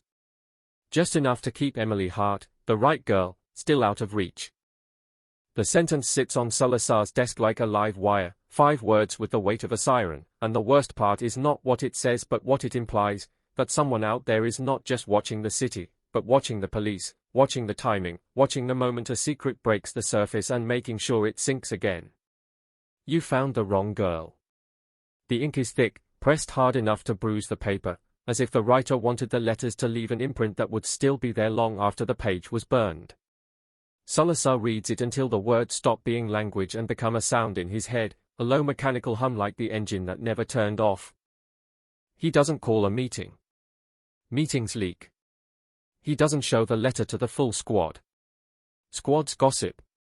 He keeps it close, brings in only 2 people, his captain, who has known him long enough to recognize the look that means, this is bigger than it should be, and the evidence tech who logged the earlier letters, the one with hands steady enough to hold hatred without letting it smear. They study the postmark, the paper, the ink bleed. Nothing exotic. Nothing traceable. The kind of ordinary materials that let a monster right in plain sight. The captain asks the question everyone wants to avoid. How did they know about Crane? He says, voice low, as if saying the name too loudly might make it worse. Salazar doesn't answer with a theory. He answers with a process. Information pathways, he says. Who knew, when, and how? Melissa Crane's remains were found in a field, but the identification happened behind closed doors. The coroner's office. The lab. A handful of detectives. A handful of deputies. The farmer. The technicians who bagged the bones. Even the radio traffic wasn't detailed, just coded dispatch shorthand. You don't need to be inside the department to hear a call go out, but you do need to know what it means before the news does. You need practice. You need obsession. Or you need someone on the inside feeding you what you want. So Salazar draws a circle that includes his own people, and the act feels like swallowing glass. Internal Affairs hears the word, leak, and arrives with the eagerness of vultures. They speak in polite tones, but their eyes are already measuring badges like targets. They pull phone logs, email access, who called who opened what file and when. They interview technicians and deputies and lab staff. They ask questions that sound like routine and feel like accusations. The station becomes a place where doors close a little faster, where voices drop a little lower, where even honest cops feel a flicker of fear because suspicion is contagious and no one wants it on their skin. Salazar hates it. He needs his team sharp, not paranoid. But the letter has turned his case into something worse than a missing woman.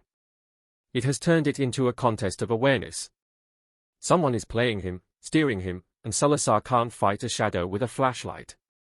He needs to know where the shadow is standing. He starts with the simplest line, the mail itself. The envelopes came from different cities, Milwaukee, Chicago, Madison, as if the sender is deliberately widening the search radius. But postmarks lie. Anyone can drop a letter in any box. Salazar drives to the Madison post office listed on the stamp anyway, walks inside, breathes in the warm paper smell, and asks for security footage around the time the letter would have been processed. The clerk shrugs. Cameras are old. Some angles don't work. Some footage overwrote itself. The same answer he keeps getting in this case, you're late. Time ate it. Back in Racine, he pivots to behavior, because behavior is harder to erase. He takes the list of people who knew about Melissa Crane's identification before the press and cross-references it with a list of people connected to Ethan Klein and Derek Hansen. It's a messy web at first, but then he sees it, a quiet point of contact, a thin line that shouldn't matter until it does.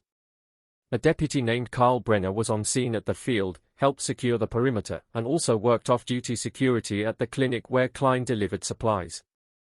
Brenner's name appears on the clinic's security log twice, the same week's Klein's route record showed unexplained gaps. One line. Two worlds. A hinge. Salazar calls Brenner in. Not for an interrogation, he can't afford to spook an innocent man. He calls it a debrief. Brenner walks in with an easy grin, broad shoulders, the kind of deputy everyone calls solid. He sits like he owns the chair. What's up, detective? He asks. Salazar watches his eyes while he asks questions about the field, about who was there, about who said what. Brenner answers quickly, confidently, as if he's proud of doing his job. Then Salazar casually asks about the clinic off Highway 31. You still do off-duty there, he says. Brenner's grin twitches. Just once. Yeah, he says. Easy money. You ever see a delivery driver there? Salazar asks, Ethan Klein. Brenner's shoulders shift slightly, like a man adjusting a vest. Sure, he says. Lots of drivers. Salazar nods like it's nothing, then drops the question like a weight. You ever talk to him outside of work? Brenner laughs. Too loud. Talk? About what? He says. You think I'm buddies with some supply guy? Salazar doesn't press. He ends the debrief with a handshake and a neutral face, and the moment Brenner leaves the room, Salazar writes one word on his pad: watch. That night, a call comes in from a woman in Racine Heights, 32, nurse, leaving a late shift. She reports a dark sedan tailing her through a residential stretch, headlights steady, then flashing twice at a stop sign. She says she saw a white fish outline sticker on the rear window. She says the sedan pulled alongside her at a red light, driver window down, and a man said one sentence, calm as a cashier, "Your tail light's out. Pull over up ahead." She says his voice sounded official without being official, like it had practiced authority. She didn't pull over. She drove straight to the nearest police station, knuckles burning, heart slamming her ribs. The sedan peeled off 2 blocks before she reached the lights. Salazar listens to her statement and feels cold settle behind his eyes. The pattern is evolving. It's not just stalking. It's a command. A push toward compliance. It's the kind of tactic that doesn't need brute force at first, just the right tone, the right moment, the right lie. He takes her description. He asks if she can identify the driver. She hesitates, then says something that makes the room go quiet. "He looked like a cop," she whispers. Or like he wanted to.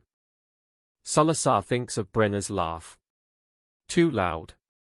He thinks of the letter arriving too fast. He thinks of someone close enough to know what "wrong girl" means before the city hears it. And he feels the case shift from hunting a predator to hunting a network, people who know how to borrow authority, how to borrow uniforms, how to borrow the trust that makes doors open. He orders surveillance on Brenner. Quiet surveillance. The kind that doesn't show up in station chatter. A pair of plainclothes officers watch his house from a distance, log his comings and goings, his late-night drives, his stops at gas stations. 2 days pass with nothing but routine, work, home, a beer run. Then, on the 3rd night, Brenner leaves his house at 11:41 p.m. in his personal truck, not his cruiser, drives toward Kenosha, and parks behind a closed strip mall where the lights are off and the world looks abandoned. 10 minutes later, a dark sedan pulls in and stops 2 spaces away. The sedan has a white fish outline sticker on the back window. The officers call it in, hearts thudding, keeping distance, watching through binoculars. The drivers don't approach each other at first. They sit in their vehicles like 2 predators evaluating territory. Then Brenner gets out, walks to the sedan's passenger window, leans in. The conversation lasts less than a minute. Brenner steps back, tosses something through the window, small, like a folded paper or a set of keys, and the sedan rolls out, smooth and unhurried, disappearing into the night. The officers tail it. Not too close. Not too far. The sedan heads north, then west, weaving through back roads as if it's testing the leash. Then it makes an abrupt turn and the tail risks breaking, because the driver clearly knows how to lose someone. At a 4-way stop, the sedan pauses just long enough for the officers to catch a glimpse of the driver's profile under a street lamp, close-cut hair, pale skin, a face that looks bored even in motion. Ethan Klein. The sedan disappears after a sudden acceleration onto a county road, and the officers don't chase hard enough to expose themselves. They return to Salazar with the report, and when Salazar reads it, he doesn't feel triumph. He feels nausea. A deputy, law enforcement, meeting the supply driver in the dark, exchanging something, then the supply driver vanishing like a ghost that knows every alley. That's not coincidence. That's coordination. Internal Affairs wants to grab Brenner immediately. Arrest him. Interrogate him. Make it public. Salazar refuses. If we spook him, he says, voice sharp, we lose the chain. We need to know what he's feeding and why. The captain backs him, reluctantly. They keep Brenner under watch. They run his financials. They find small unexplained deposits, cash, not enough to scream corruption, but enough to whisper it. They subpoena his phone records and see burner numbers appearing and disappearing, calls made in short bursts late at night. One of the numbers pings towers near Kenosha, near Klein's neighborhood, on the same nights. Salazar's case board changes again. Emily remains the center, but now there's a new triangle drawn around her disappearance: Klein, Hansen, Brenner. Delivery driver. Maintenance contractor. Deputy. 3 roles that together create something terrifying: mobility, access, authority. The kind of combination that can make a person vanish without a struggle, without blood, without a witness who can say more than, "He looked like a cop." Salazar wants to slam that triangle onto the prosecutor's desk and demand a warrant that cracks everything open. But warrants require more than shapes. They require proof that can stand in court, not just in a detective's gut. The law doesn't convict patterns. It convicts acts. So Salazar goes back to the one thing acts always leave behind: the places they happen. He revisits the cul-de-sac, this time with a different lens.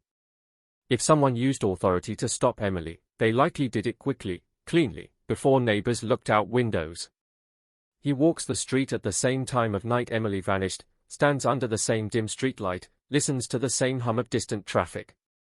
He looks for sightlines: who could see the sedan parked, who could have watched the door open, who could have noticed a second vehicle. He knocks on doors again, even after months of interviews, because people remember differently when fear has had time to ferment. An older man in the corner house, quiet, reluctant, finally mentions something he dismissed before. The night Emily vanished, he woke up briefly to the sound of 2 car doors closing, not one. 2 distinct thuds, close together. He thought it was teenagers. He rolled over. He didn't look. He didn't want trouble. Now his voice cracks as he says it, because in hindsight, that choice feels like complicity. 2 doors. 2 vehicles. Or 1 vehicle and 1 truck. Or 1 abductor and 1 escort. The case tightens around that sound. Salazar asks for one more sweep of the area, but not the lake, not the obvious. He asks for ground-penetrating radar and K9 units to search a strip of undeveloped land behind an industrial park 10 miles out, a place tied to Hansen's maintenance contracts, a place Klein's routes pass near, a place Brenner's patrol sector once covered. It's a long shot. Most of this case is. They run the search on a grey morning when the sky hangs low like a lid. The radar operator marks anomalies: disturbed soil, unnatural voids. The dogs alert near a stand of scrubby trees by a drainage ditch. The technicians dig carefully, shovels moving like hands in prayer. Dirt piles up. Minutes stretch. The air tastes metallic. Then they find fabric. Dark, rotted, folded into the earth. And beneath it, something pale that is not stone. The team stops. The coroner is called. Salazar stands at the edge of the excavation, heart pounding in a way he refuses to show, because he knows what this could be and he knows what it could do. It could be Emily, it could be the end, it could be the proof that turns, maybe, into, charged, or it could be another wrong girl, another wound that will never close. When the coroner arrives and the remains are carefully revealed, Salazar's breath catches because the bones are small, fragile, arranged in a way that suggests concealment rather than abandonment. A shallow grave. Not deep. Not elaborate. Just hidden enough to delay discovery. The coroner's preliminary assessment is cautious, clinical, but the words land like thunder anyway: female. Likely adult. Time in the ground, months to years. Identification pending. Salazar stares at the dirt-stained fabric, at the pale curve of bone, and hears the letter in his head again. You found the wrong girl. He can't tell yet if the sender was lying, taunting, or confessing. He can't tell if this grave is a gift, a trap, or an accident of sloppy disposal.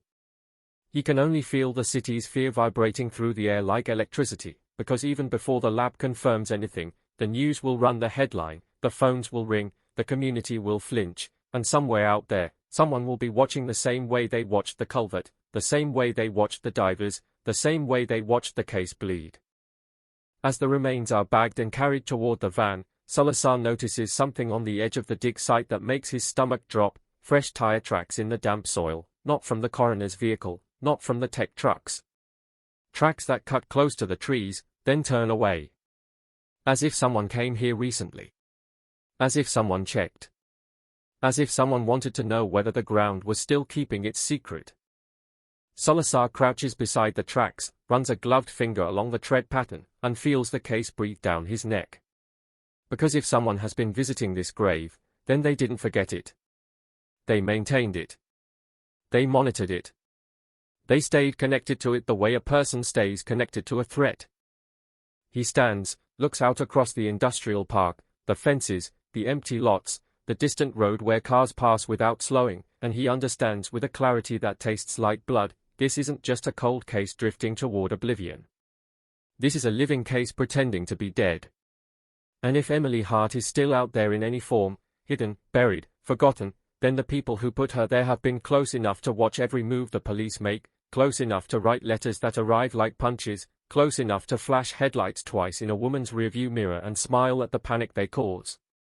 The ground has opened, but it hasn't spoken yet, and until it does, Racine remains a city listening to an engine in the dark, still running, still waiting, still terrified of what will finally step out when the door swings wide. The grave doesn't make a sound when they lift the bones from the earth, but everyone standing there hears something anyway, an invisible crack running through the last thin layer of denial. The technicians move with a reverence that looks almost like fear, bagging fragments, labeling, photographing, sealing, because even in death, even in dirt, the body is evidence, and evidence is the only language the law truly understands. Salazar watches the bags disappear into the coroner's van and feels the familiar nausea of hope, because hope in this case always arrives with a hook in it, always threatens to yank the heart forward and then tear it back. By the time he's back at the station, the rumor has already outrun the truth. A grave found. A body found. Emily found. People want that last sentence so badly they speak it into existence. The phone lines light up. The mayor calls twice. The chief calls once and doesn't waste words. Contain it, he says. No leaks. Salazar almost laughs. No leaks. They are standing in a sinking ship asking for dry floors. He locks the evidence room log in a drawer. He restricts access to the grave report. He tells only the necessary people and watches their faces as the information lands, looking for the tiny tells of excitement, of panic, of recognition. But the station is a hive and hives don't keep secrets. Someone always hears a whisper in a hallway, sees a coroner van, reads an expression. Information in a police department is like cigarette smoke, it finds every crack. The coroner's preliminary assessment hits Salazar's inbox late that afternoon. Adult female remains, partial, no immediate identifiers, clothing fragments too degraded to confirm. Dental comparison required. DNA possible, but the environment was brutal, wet soil, freezing and thawing cycles, animals.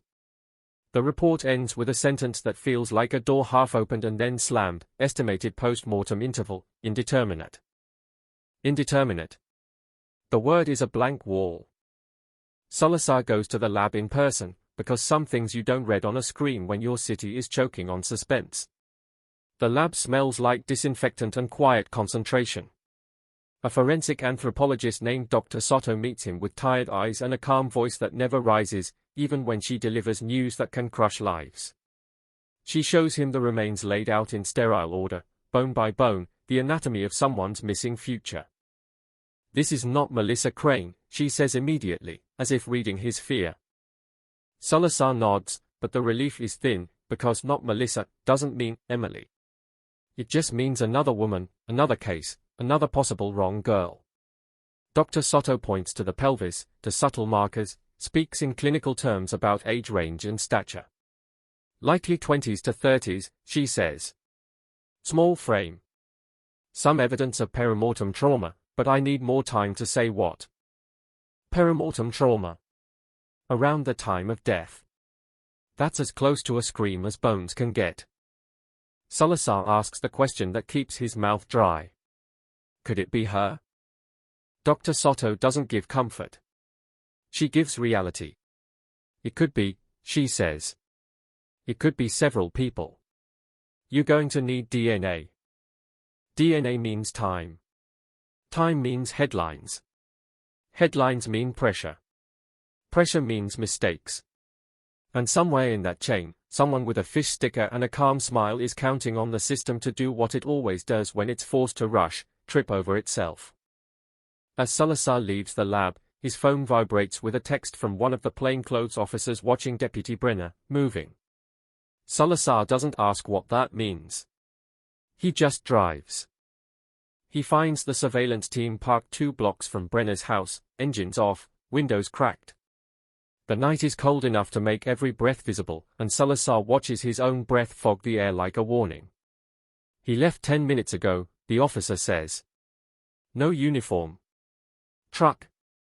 Heading toward the industrial park. Salazar's mind snaps back to the fresh tire tracks near the grave. The tread pattern. The sense that someone had visited. Checked. Monitored. He feels something hot and sharp in his chest. Follow, he says, and the cars slide into motion like predators moving undercover. They keep Brenner at a distance. His truck cruises steady, no sudden turns, no paranoia. That's the thing about people who know the rules, they know how to avoid looking like they're avoiding. Brenner heads toward the same industrial area where the shallow grave was found, but he doesn't go all the way. He turns off onto a service road lined with chain-link fences and dead weeds, drives behind a row of storage sheds, and stops in a pocket of darkness where the streetlights don't reach. A second vehicle is already there. A dark sedan. Even in the dim, the officers can see the pale shape on the rear window. The fish outline. Like a signature written in white. Salazar's pulse hammers once, hard. They are not meeting by accident. They are meeting because something just changed, because the ground opened, because the police got too close, because the game requires adjustment. Through binoculars, they watch Brenner get out of his truck, shoulders hunched, hands in pockets. Klein gets out of the sedan with that same smooth, unhurried movement, like the night belongs to him. They stand near the fence and talk, faces close enough that their words vanish into the wind. Brenner gestures sharply once, a cutting motion, frustration, or urgency. Klein barely moves. Klein's stillness is the control. Then Hansen arrives. A third vehicle rolls in, an old SUV, dull paint, no distinctive sticker. It stops, and Derek Hansen steps out like he's been waiting for an invitation. He looks thinner than he did in Salazar's last memory of him because jail changes men, but this isn't the Hansen in a cell. This is Hansen moving free, which means the impossible has happened, he's out. Bond posted. Charges dropped. Or, worse, someone with a badge made paperwork disappear. Salazar's throat tightens. He wants to jump out of the car and drag them into the light. He wants to end it now. But he knows the rule, you don't expose yourself at the moment you finally see the whole beast. You watch. You record. You let them reveal what they think no one can see. The 3 men form a small triangle in the dark. Brenner speaks with his hands now, agitation flashing in quick movements. Hansen listens, head slightly cocked, expression blank. Klein watches both of them the way a chess player watches pieces. Then Klein reaches into his jacket and pulls out something small, a folded piece of paper, or a photograph, and hands it to Brenner. Brenner looks down, stiffens, and for a split second Salazar sees the deputy's confidence crack like ice. Brenner shoves the item into his pocket, glances around, and his gaze passes over the parked surveillance car, just a fraction too long. His eyes, the officer whispers. His scanning. They've been made. Not fully. Not enough for a chase. But enough to change the shape of the night. Klein says something, one short sentence, and the triangle dissolves. Hansen walks back to his SUV. Brenner returns to his truck. Klein slides into his sedan like nothing happened. Engines start. Tires crunch on gravel. The 3 vehicles peel away in different directions, clean, practiced, as if they've done this drill before. Salazar's team picks one. They pick Klein, because Klein is the fish sticker, the taunts, the calm center. They tail him through industrial corridors and back roads, the sedan gliding like it knows every blind corner. Klein doesn't speed. He doesn't run lights. He obeys the law like it's a costume. The worst predators don't flee. They blend. Then Klein makes a sudden turn into a warehouse lot. The building is old, brick, windows boarded, the kind of place that used to hum with work and now just squats in darkness. A rusted sign hangs crooked near the entrance, unreadable. Klein parks beside a loading dock and kills the engine. For a moment, everything is still. Salazar feels the air change. A trap doesn't need a spring. Sometimes it's just silence and a place too empty for comfort. Klein gets out, opens the trunk, and pulls on gloves, white latex, bright against the night. He lifts something heavy from the trunk and carries it toward the warehouse door. The object is long, wrapped in dark plastic. It could be equipment. It could be refuse. It could be anything. But the way he carries it, careful, controlled, doesn't look like trash. It looks like cargo. Salazar's instinct screams. The case is about to either give up its secret or bury it deeper. He makes a decision that will haunt him no matter how it ends. "Move in," he says. The officers exit their car, weapons holstered but hands ready, badges visible as they approach with authority. "Police," one calls out, voice cutting through the night like a blade. "Step away from the door." Klein freezes. For the first time in all the footage, in all the interviews, in all the calm lines and neat alibis, his face shows something real, not fear, not panic, but irritation. Like a man interrupted mid-task.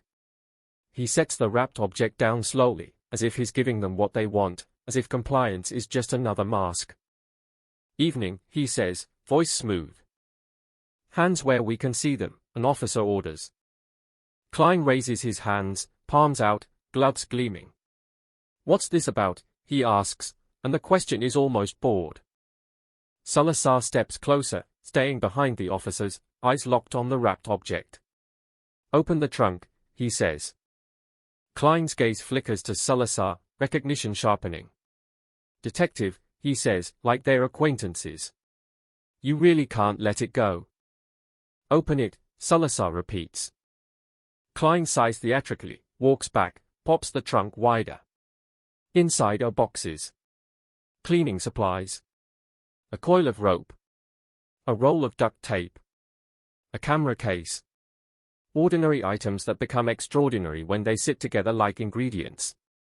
He gestures as if presenting a joke. "This is what you're chasing," he says. "A guy with supplies?" Salazar doesn't respond. He crouches near the wrapped object. The plastic is thick, taped. He can see an outline beneath it that makes his stomach knot, rigid, rectangular, the size of a body. Or a crate. He reaches for the tape. Klein's voice drops a half step. "Careful," he says, and there's something in that single word that doesn't sound like a warning for evidence. It sounds like a warning for the mind. Salazar slices the tape. The plastic peels back, and what's inside is not a body. Not bones. Not Emily. It's a mannequin. A full-sized female mannequin, pale plastic, arms missing, head tilted at a wrong angle. It's dressed in a dark winter coat. The coat is open, and inside the coat, pinned to the mannequin's chest with metal clips, printed photographs. Polaroids. Salazar's breath catches. The officers lean in, the air suddenly too tight. On the top photo, in grainy flashlit detail, is Emily's sedan in the cul-de-sac. The driver's door open. The cabin light glowing. The engine running. The image is taken from an angle that could only be captured by someone standing close, watching it happen, savoring it. Beneath it, another photo, the lakefront bench where Emily's phone was found, the phone placed neatly on the wood as if arranged for discovery. Another photo, the drainage culvert where Melissa Crane's remains were hidden, taken before the excavation, as if the photographer visited the spot and framed it like art. Another photo, the shallow grave site at the industrial park, taken yesterday, fresh soil visible, tire tracks nearby. The final photo is the one that turns Salazar's blood to ice. It shows a woman's wrist in close-up, skin pale, veins visible, and on the wrist is a silver charm bracelet with a tiny gavel charm. A living wrist. Not a bone. Not a corpse. The skin looks warm. Recent. Salazar hears the officers inhale. He hears his own heartbeat. The case isn't just taunting him with history. It's telling him the present is still moving. Klein watches their faces, and that irritation returns, curling into something almost like satisfaction. "You like pictures," he says softly. "I thought you liked proof." An officer grabs Klein's arm. "You're under arrest," he snaps, voice shaking with adrenaline. Klein doesn't resist. He doesn't fight. He allows the cuffs to close like he's curious to see what they'll do next. "For what?" he asks, and the calm in his voice is a weapon. "Possession of a mannequin?" "Photography." Salazar looks at the photos again, at the wrist, at the bracelet, at the implication that someone has been wearing Emily's jewelry, or has staged it on someone else's arm to twist the knife. He forces himself to think like a prosecutor, like a judge, like a system that demands certainty. Photos can be staged. Mannequins can be props. The rope and tape can be work supplies. The boxes can be cleaning. Without a body, without a victim, without a direct forensic link, the arrest could collapse like every other grass but smoke. And while they stand there, while Klein is cuffed beside a loading dock, the radio on an officer's shoulder crackles with a new call, the dispatcher's voice cutting through the night with a tone that makes every head turn. "Units, be advised, possible abduction in progress." Female caller. Screaming. Last known location, Racine Heights, near Lake Avenue. Caller stated, he has a fish sticker. Signal lost. Salazar feels the world tilt. The mannequin, the photos, the arrest, none of it matters in that instant compared to the raw reality of a woman's scream and the words fish sticker riding on the end of it like a flare. Klein hears the dispatch too. For the first time, his smile flickers, not wider, not proud, but knowing, like a man hearing his own timing click into place. Salazar stares at him and understands the trap in full, whether Klein is the driver or the distraction, whether he's the actor or the handler. The moment the police moved in at the warehouse, the moment they tightened around him, someone else moved somewhere else, and now the city has a new emergency bleeding into the night. Salazar turns, voice sharp. "Get units to Lake Avenue now," he barks into the radio, and his mind races through the triangle, Klein in cuffs, Hansen free, Brenner with authority and a badge. A network doesn't collapse when you grab one node. It shifts. It adapts. It sacrifices a piece if it has to. As his team scrambles, as engines start and sirens ignite in the distance, Salazar looks back at the mannequin, the pin Polaroids fluttering slightly in the wind, and the last image, the bracelet on a living wrist, burns into him like a brand. Because if that photo is real, then Emily's story didn't end in 2000. It kept going in secret, in shadows, in the private spaces where predators store their trophies and their control. And if that photo is a lie, then it's an even darker message. Someone is willing to manufacture hope and horror with the same hands, just to keep the police running in circles. Klein is led toward the cruiser, still calm, still composed, and as he passes Salazar he leans in just enough for his breath to carry a single whisper, a line meant only for the detective's ear. "Wrong girl," he murmurs, and the words land like a match in gasoline, because the night has just proven one thing with terrifying clarity: someone out there is still taking women, still flashing headlights twice, still using authority like a key, and the engine in this case, whatever drives it, never stopped running. The sirens don't sound like help when they are late, they sound like panic with a badge, and the radio chatter slices through the cruiser as Salazar tears toward Lake Avenue with his teeth clenched so hard his jaw aches.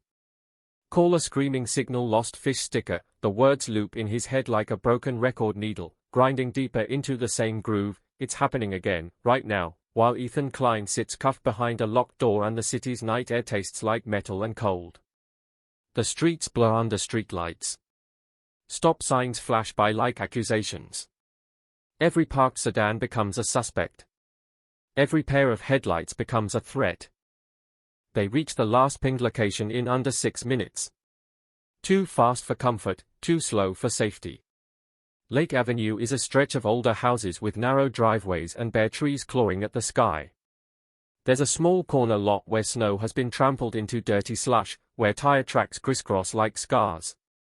Patrol units are already there, doors open, flashlights stabbing into yards, officers shouting into the dark. A woman stands on a porch in a bathrobe, phone still pressed to her ear, shaking so hard her knees buckle. She isn't the caller.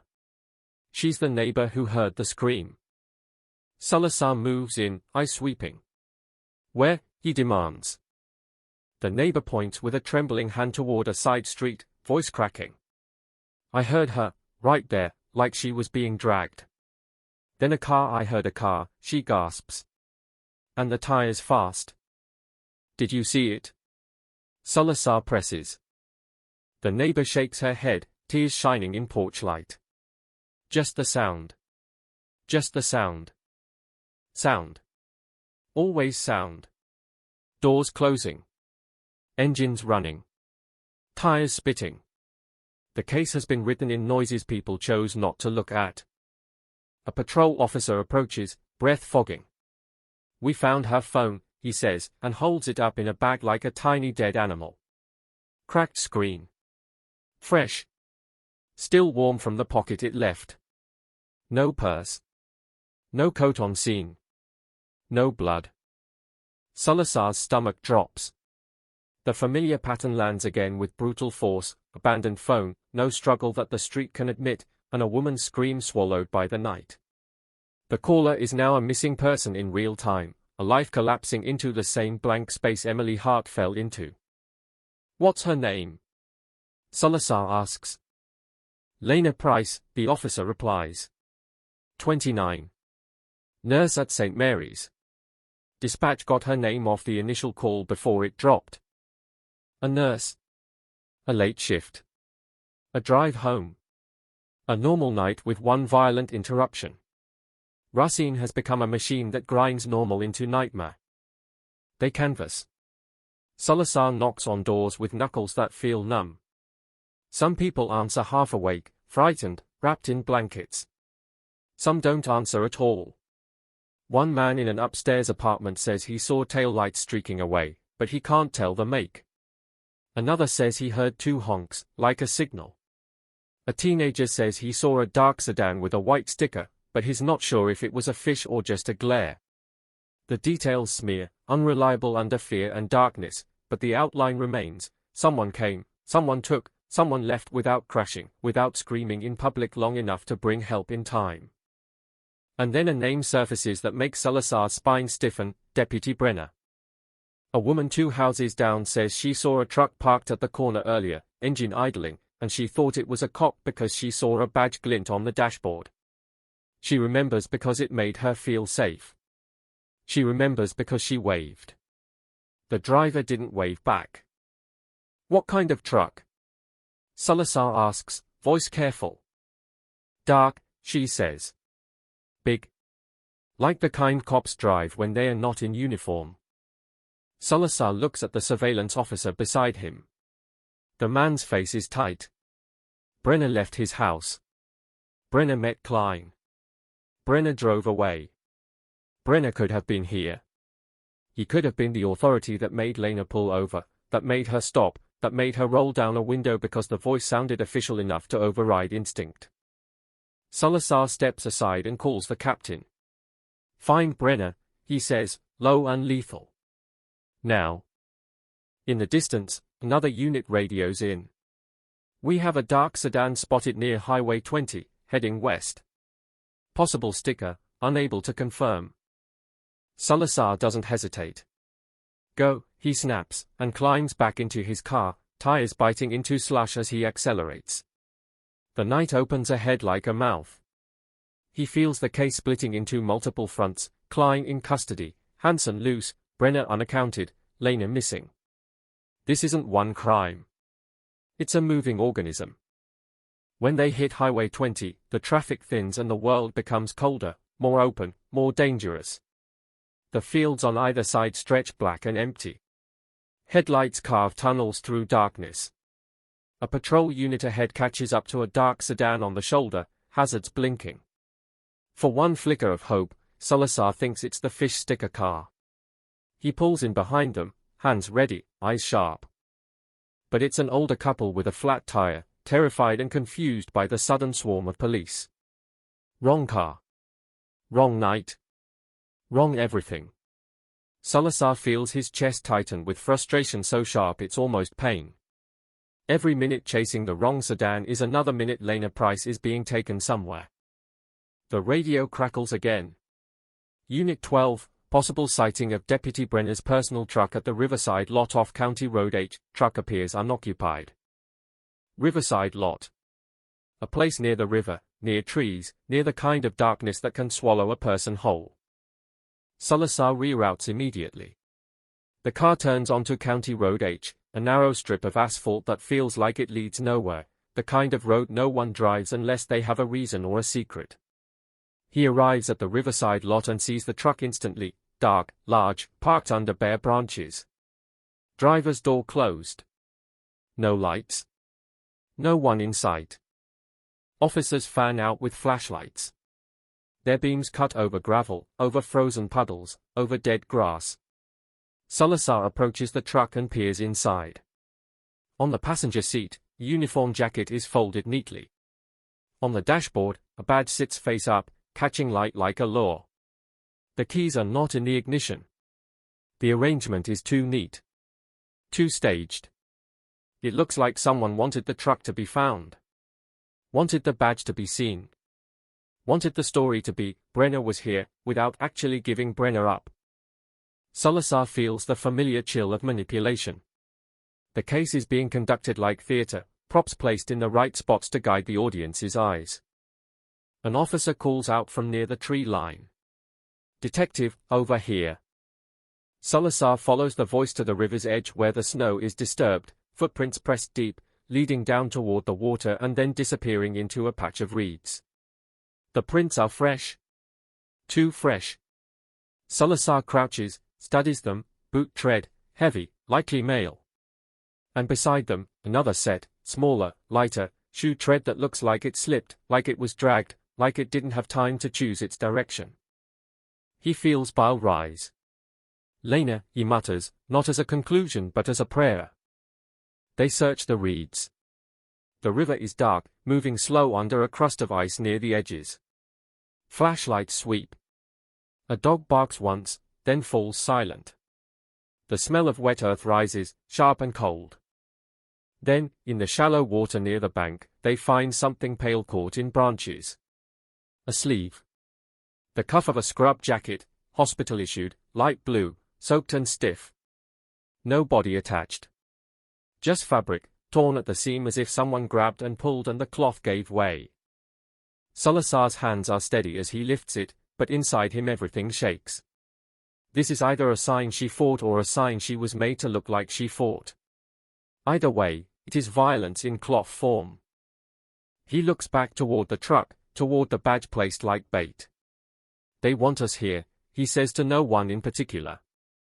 The officer beside him swallows. You think it's a decoy? Salazar doesn't answer. He's already thinking of Klein at the warehouse, the mannequin dressed in a winter coat, the Polaroids pinned like a display, the bracelet on a living wrist. That mannequin wasn't just a taunt. It was a script. It showed scenes of the crimes like trophies. And now, tonight, the crimes are live. The script is being performed again while the police stare at props. His phone vibrates, an alert from the station. Klein requests attorney. Standard. Expected. But then a second alert follows, and Salazar's blood goes cold. Brenner badge reported stolen from locker 2 days ago. Report filed. Not flagged. 2 days ago. A report filed. Not flagged. The badge in the truck wasn't Brenner's at all. It was a stolen badge, placed deliberately, to make witnesses think, cop, to make the police think, Brenner, to pull attention toward the river. A decoy with a metal shine. Salazar feels his mind snap into a new alignment.